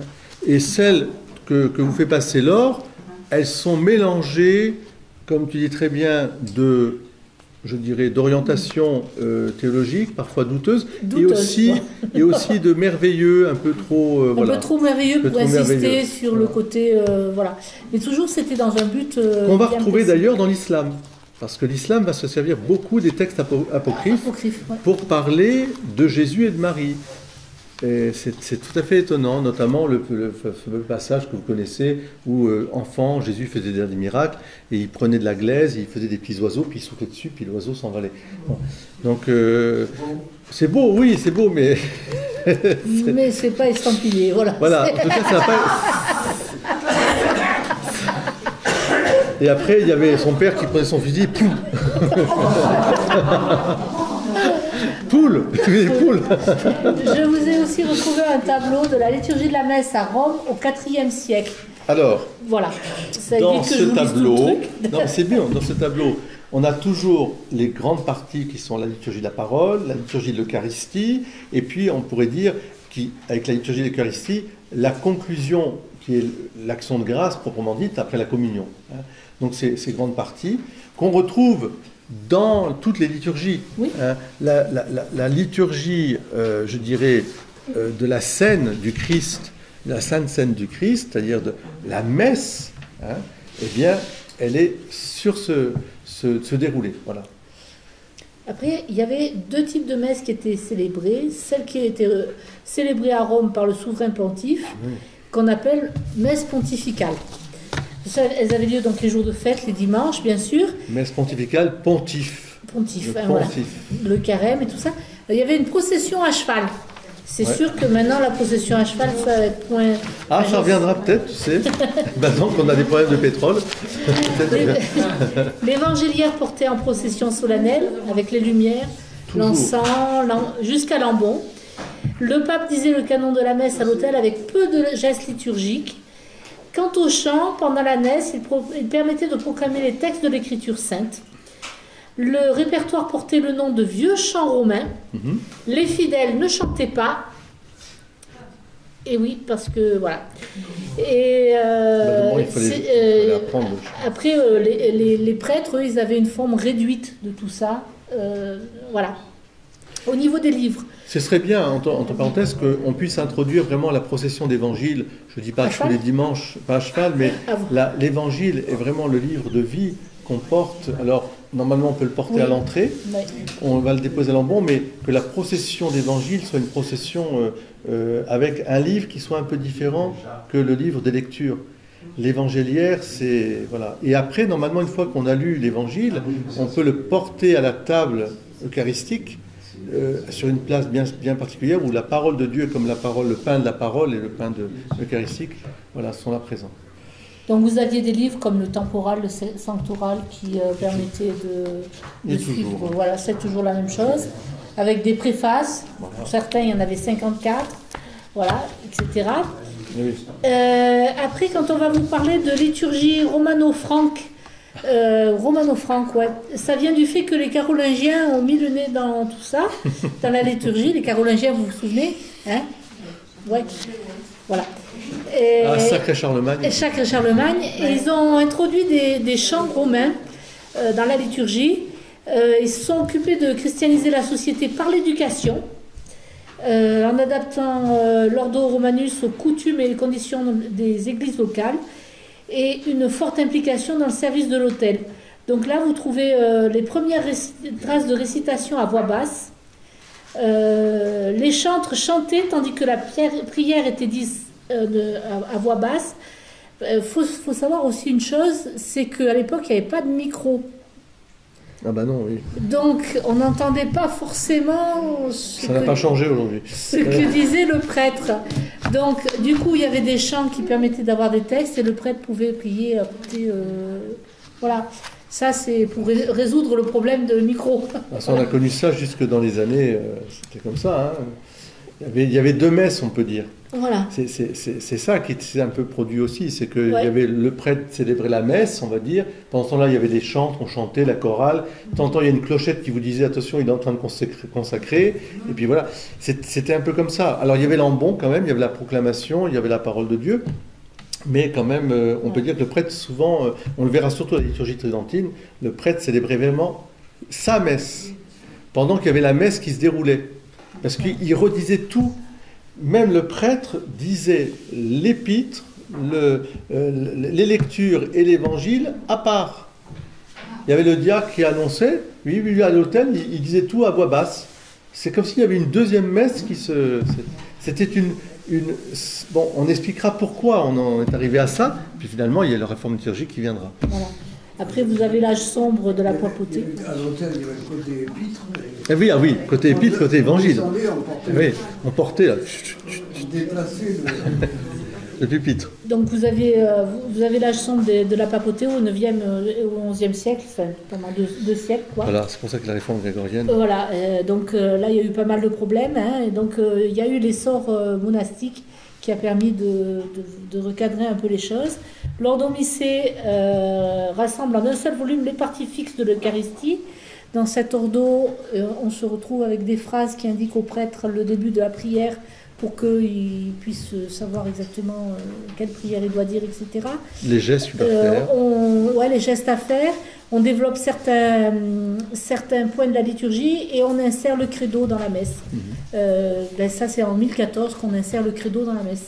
D'ailleurs, ça fait penser Elle était déjà dans la byzantine, par contre, le credo, mais nous, on ne l'avait pas dans le... pendant le carême, on reprendra toutes les messes du carême le credo de Nicée-Constantinople. À partir de dimanche prochain, on dira le grand credo. Ouais. Le grand credo. Le grand credo, comme on dit. Alors, on le mettra, j'ai demandé à Julien d'essayer de le mettre sur le... De toute façon, on a aussi le pli livré, mais on le prendra vraiment jusqu'à Pâques, qu'on puisse se l'approprier, parce que c'est vrai qu'on oublie un peu. On voit apparaître de nouveaux rites, tels que le rite franciscain. Ah oui, c'est sûr. Puis l'arrêt complet, c'est vraiment la foi catholique dans sa plénitude, sur la Trinité, sur... Qu'est-ce qu'on voit apparaître ? Le rite franciscain. Ah oui, alors les rites franciscains et dominicains, encore une fois, ce sont des rites un peu simplifiés, Oui, mais avec des petites particularités, mais ça n'enlève rien évidemment au cœur même de la liturgie. Ils ont été acceptés par Rome, mais alors par exemple... Par exemple, dans le rite franciscain, bon, les trucs sont simplifiés, c'est fait modestement, mais vous avez la présence d'animaux, de fleurs et d'autres éléments de la création. Ils célèbrent les pieds nus. Ils célèbrent les pieds nus, enfin, vous voyez, vous avez des particularités. Puis bon, pareil pour le rite. En hiver. Voilà, les dominicains, eux, ils insistent beaucoup sur la participation et la compréhension pour les fidèles. C'est plus ça. Donc, ils insistent sur des éléments communs tels que la messe, les heures canoniales, les sacrements, les rites des funérailles. Vous voyez, chacun a recentrer un peu, et puis on arrive à Grégoire. À Grégoire VII. Alors, en fait, qu'est-ce qui se passe? C'est que on a les cultures et les régions sont tout à fait estimables. Que ce soit carolingien, on a dit Charlemagne, les Saxons, on va dire le nord, et puis on a le sud, et le sud, on a l'Italie, on a l'Espagne. Et là, il y a des florets, etc. Voilà. Et le pape Grégoire VII, voyons un petit peu que ça partait parfois dans différentes directions. C'est à la fois une qualité du pape d'être celui qui est le facteur d'unité, et il faut faire attention aussi que ce ne soit pas une uniformisation. Et ça a été un peu le cas malgré tout, il faut le dire, avec un souci de remettre un peu d'ordre. Il a voulu, dans les faits, il a supprimé quelques rites, comme les rites mozarabes, le rite, etc. Mozarabe, il n'est pas supprimé du tout. C'est sur le rite qui est en valeur à Tolède. Oui, ben alors, bon, c'est une exception, parce que voilà, alors non, attends, la réforme grégorienne, il l'a supprimé. Ça a été remis après, mais je t'ai expliqué pourquoi, mais c'est vraiment une exception, Tolède. C'est pour certains trucs, etc. Parce qu'il voulait qu'on ait, bien sûr, les mêmes lectures, les mêmes façons etc., etc. Et les préfaces aussi, parce que, comme disait Laure, il y avait les préfaces partaient dans tous les sens. Il y a des préfaces pour toutes les fêtes, pour toutes les saints. Moi, j'ai dit des préfaces de Sainte-Madeleine, elles sont très belles, Sainte-Marie-Madeleine, j'en garde, je trouve que c'est très beau. Toutes les réformes, elles ont un peu la tentation de faire des coupes un peu pour structurer davantage, éclaircir, on pourrait dire, mais parfois quand on éclaircit des arbres, on leur fait une taille, il reste plus grand-chose. Et donc, que ce soit la réforme de Grégoire VII, et plus tard, quand vous verrez la réforme aussi du Concile de Trente, et même la réforme de Don Guéranger, comme on dit, au XXe siècle, au début, la réforme monastique, là, il y aura vraiment à la fois du très bon, vraiment du très bon, et en même temps, il fallait aussi qu'on redise, non, il faut garder aussi certaines diversités pour montrer la richesse aussi du rite qui peut se développer. Ce qu'a essayé de faire le Concile Vatican II, avec sa réforme liturgique aussi, qui est toujours en cours, puisque vous voyez qu'on a encore un nouveau missel qui vient de sortir avec différents ajustements qui ont été faits, voilà. Mais voilà, on sent que Grégoire VII, ce qu'il voulait, c'est mettre un frein à certaines... Il a encouragé les fidèles à adorer aussi, à se mettre à genoux devant les saintes espèces. Et aussi quand le Saint-Sacrement passait, enfin, vous savez, la fête du Saint, voilà. Le pain azime aussi, c'est devenu la norme. Enfin bref, il y a des choses qui sont... Au fond, la papauté va dire tout ce qui est liturgie, ça nous concerne nous. Voilà. Et on ne peut plus éditer des choses sans que ce soit validé par le Saint-Siège. Voilà. Ce qui est d'ailleurs en cours actuellement aussi. Hein. Bon, aujourd'hui, on s'est ouvert, il y a même des rites africains qui sont nés, des rites... Vous avez le rite Kinshasa, du RDC, la messe zaïrois, en rite zaïrois. Je l'ai célébré, on avait un prêtre du RDC qui était qui était à Carpentras, et je lui ai demandé un jour de célébrer une messe avec ce rite. Alors là, c'est très très différent. Enfin, il y a des choses vraiment qui sont étonnantes, mais très belles aussi. Hein. Avec l'insistance sur les anciens, sur la présence de ces familles, des anciens. Ils ont un culte des anciens qui est très fort. Donc des rites, des encensements, Puis vous avez bien sûr le calendrier julien et le calendrier grégorien. Ça, c'est important pour les dates. Ben oui. Pourquoi? Parce que le calendrier julien, qui porte ce nom parce qu'il a été introduit par L'empereur Jules. Par Julien. C'est Jules. Oui. C'est Jules. Et l'autre, c'est pareil, hein. L'autre, Grégoire, Grégoire, c'est pareil. Le calendrier julien était sur 355 jours. Donc il y avait un petit décalage, vous voyez, de 10 jours qui... sans compter les années bissextiles. Et sans compter, oui, voilà. Donc, du coup, après, on a fait le calendrier grégorien qui rattrapait tout ça, avec des années bissextiles, avec des années séculaires, qui n'étaient pas bissextiles, qui étaient divisibles par 400. Enfin, j'aime bien, moi, ces trucs-là. Non, c'est pour ça qu'il ne faut pas trop tenir compte des dates. Là, quand tu as dit, par exemple, qu'il est né, la Pâques, c'était le 7 avril 30. Ah, ben c'est ce qui est marqué mais c'est ce qui est marqué. Hein, non, mais je veux dire, par là, aujourd'hui, on sait qu'on a peut-être un décalage de 2-3 ans. Oui. Alors, donc là, je me garderai bien. Il avait 30 ans quand il est mort à 33 ans. Il est mort en l'an 30. Enfin, en 30. Ben, il garde le 30, voilà. Mais après, il vous avance la date de sa naissance. Ben là, justement, donc, comme la date de sa naissance, ce serait moins 3. Bon, on retrouve les 33. Donc, du coup, là, les 33, bon. C'est pour ça que ça me. Si, je l'ai mis parce que ça m'a amusé de voir quand même. Ce qui est intéressant, peut-être, c'est de voir que les historiens de l'époque ont pu écrire à une certaine époque, avec c'est daté quand même, on sait. Donc des phénomènes soit historiques, donc les révoltes, un Nazaréen qui a été crucifié, Pline le Jeune en particulier raconte, et puis vous avez aussi des phénomènes météorologiques aussi, des choses qu'on peut dater quand même, notamment oui, l'étoile, oui, astronomique, pardon, pas météorologique, astronomique, hein, mais voilà, bon. Après les dates... Non, mais c'est parce que je l'ai trouvé plusieurs fois et que donc du coup j'ai dit, bon ben voilà comment ils tombent. Si on compte avec le calendrier juif, sur leur clé, voilà, c'est comme ça. Calendrier musulman, vous avez encore telle date. Voilà. Le calendrier chinois. Bonne année. Bonne année, oui, c'est vrai qu'on est... C'est l'année du dragon. Oh là là. Ouais. Bon. Donc en fait, la Pâque est célébrée le dimanche, le dimanche suivant, la première pleine lune qui suit l'équinoxe de printemps. Oui, mais vous voyez, par exemple, cette année, on n'aura pas Pâques en même temps que les Juifs. On l'a jamais avec les orthodoxes parce que c'est toujours décalé avec eux, parce qu'ils n'ont pas le même calendrier que nous. Ouais. Voilà, c'est pour ça que la différence avec la Pâque, c'est à cause de ce calendrier. Hein. Et qui va céder, on ne sait pas. Enfin, mais avec les Juifs, normalement, on est à peu près. Et là, eux, ils ont pris la lune de Nisan, mais avril. Enfin, je ne sais plus. Enfin, eux, c'est le 23 avril qu'ils vont fêter Pâques, alors que cette année, nous, on le fête le 31 mars.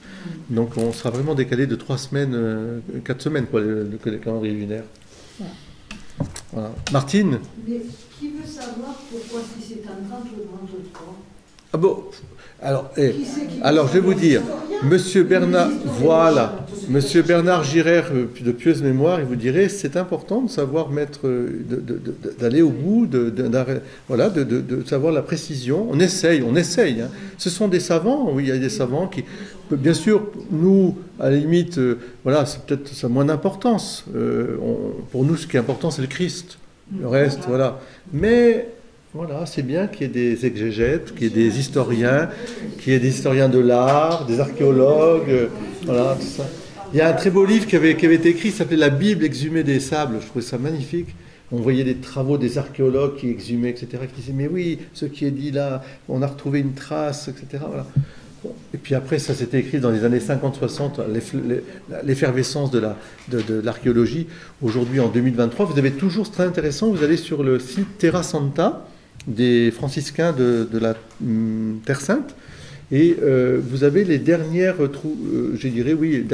trouvailles archéologiques sur les sites à la fois du monde juif et du monde chrétien. C'est c'est vraiment intéressant. Il y a des choses qui nous permettent de mieux comprendre l'Évangile, mieux comprendre les rites ils ont trouvé, ils exhument, ils remettent en lumière. Par exemple, la véracité.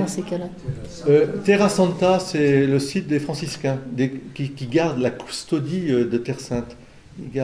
Vous avez la Bible dans ses traditions, là c'est les dominicains, eux ils travaillent sur la Bible, sur l'archéologie, sur la flore.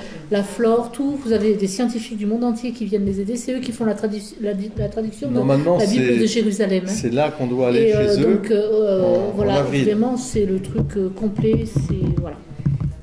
Voilà, donc je travaille moi avec l'ancien directeur de l'école biblique, le père Olivier Thomas Venard, là-dessus, sur cette question ils sont en train de faire un truc incroyable, ils sont en train de proposer on pourrait dire, une visite en 3D à la fois chez vous, mais aussi quand vous êtes en Terre Sainte, pour vous repérer vraiment dans les lieux, en reconstruisant les lieux, en remettant, et même donc tout ce qui est flore, c'est très important la flore dans la Bible, les aromates, les herbes, etc.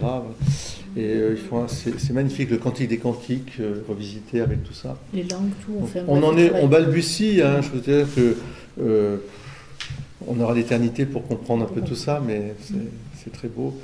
Alors, voilà, et après vous avez des choses sur le rite copte, syriaque, etc. Et les sacrements, voilà. Ce qu'il faut comprendre, c'est que la tradition orientale et la tradition occidentale, elle est différente, et bien sûr, elle est unie. Elle s'unit autour du sacrifice du Christ, qui est renouvelé, et qui est mis vraiment au centre de la liturgie. Mais la façon d'exprimer ensuite, ou d'insister, ça va être en fonction au fond, des préoccupations pour garder la foi. Par exemple, pourquoi il y a tant de peintures, tant d'icônes, mais il faut comprendre que les orientaux, ils ont été massacrés par des courants, hérétiques, c'est devenu une hérésie et schismatique au départ, qu'on appelait les iconoclastes, qui détruisaient tout ce qui était représentation au nom de la pureté du Dieu, etc. Il ne fallait surtout pas représenter Dieu. Vous avez ça dans d'autres religions, hein. Dans l'islam, c'est un peu ça aussi. Et ils ont été martyrisés. Et il y a des martyrs de l'Église orientale qui sont des martyrs qu'on appelle, de l'iconoclasme en fait. Ils ont été martyrisés, tués, parce qu'ils ont voulu protéger ces icônes, etc. Et c'est une des raisons pour lesquelles, quand vous entrez dans une église orientale, vous êtes frappé de voir autant d'icônes, vous voyez. Pourquoi c'est si important? Mais parce que c'est un livre. C'est un livre. C'est la foi qui s'exprime. C'est comme dans nos cathédrales, les vitraux, etc. Qu'est-ce qu'ont fait les révolutionnaires quand ils sont entrés dans les églises? Ils ont cassé les statues, ils ont cassé... Qu'est-ce qu'ont fait les communistes quand ils étaient en Russie? Ils détruisaient, ils transformaient, ils voulaient casser, on ne voit pas, il ne faut pas qu'on voit. Et l'islam, dans son côté fondamentaliste, il est diamétralement à l'opposé là aussi, il ne supporte pas qu'il y ait une représentation quelconque.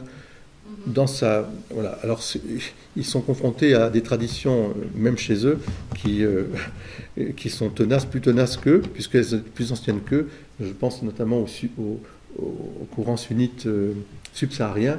Quand vous allez au Sénégal ou dans d'autres pays, les Africains, ils ont tellement ce sens de la représentation alors ils ont leur propre petite statue, des petites anges, des petits machins, mais pour les Arabes c'est impensable. En Arabie Saoudite c'est honteux. Alors que la Mecque, il faut savoir, la Mecque c'est le lieu du polythéisme au départ. C'est le lieu avec et la pierre noire qu'on a gardée, qui serait une pierre météorite, mais elle était enchâssée. Il y avait des séraphins, il y avait des chérubins. Et je crois qu'à l'intérieur, on a gardé quand même encore 1 ou 2 chérubins, je crois, qui n'ont pas été touchés.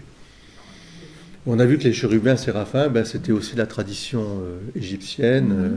Voilà, on vivait avec le monde invisible. Voilà, it's time. Ma chère Laure, tu as été extraordinaire, comme d'habitude, on peut l'applaudir.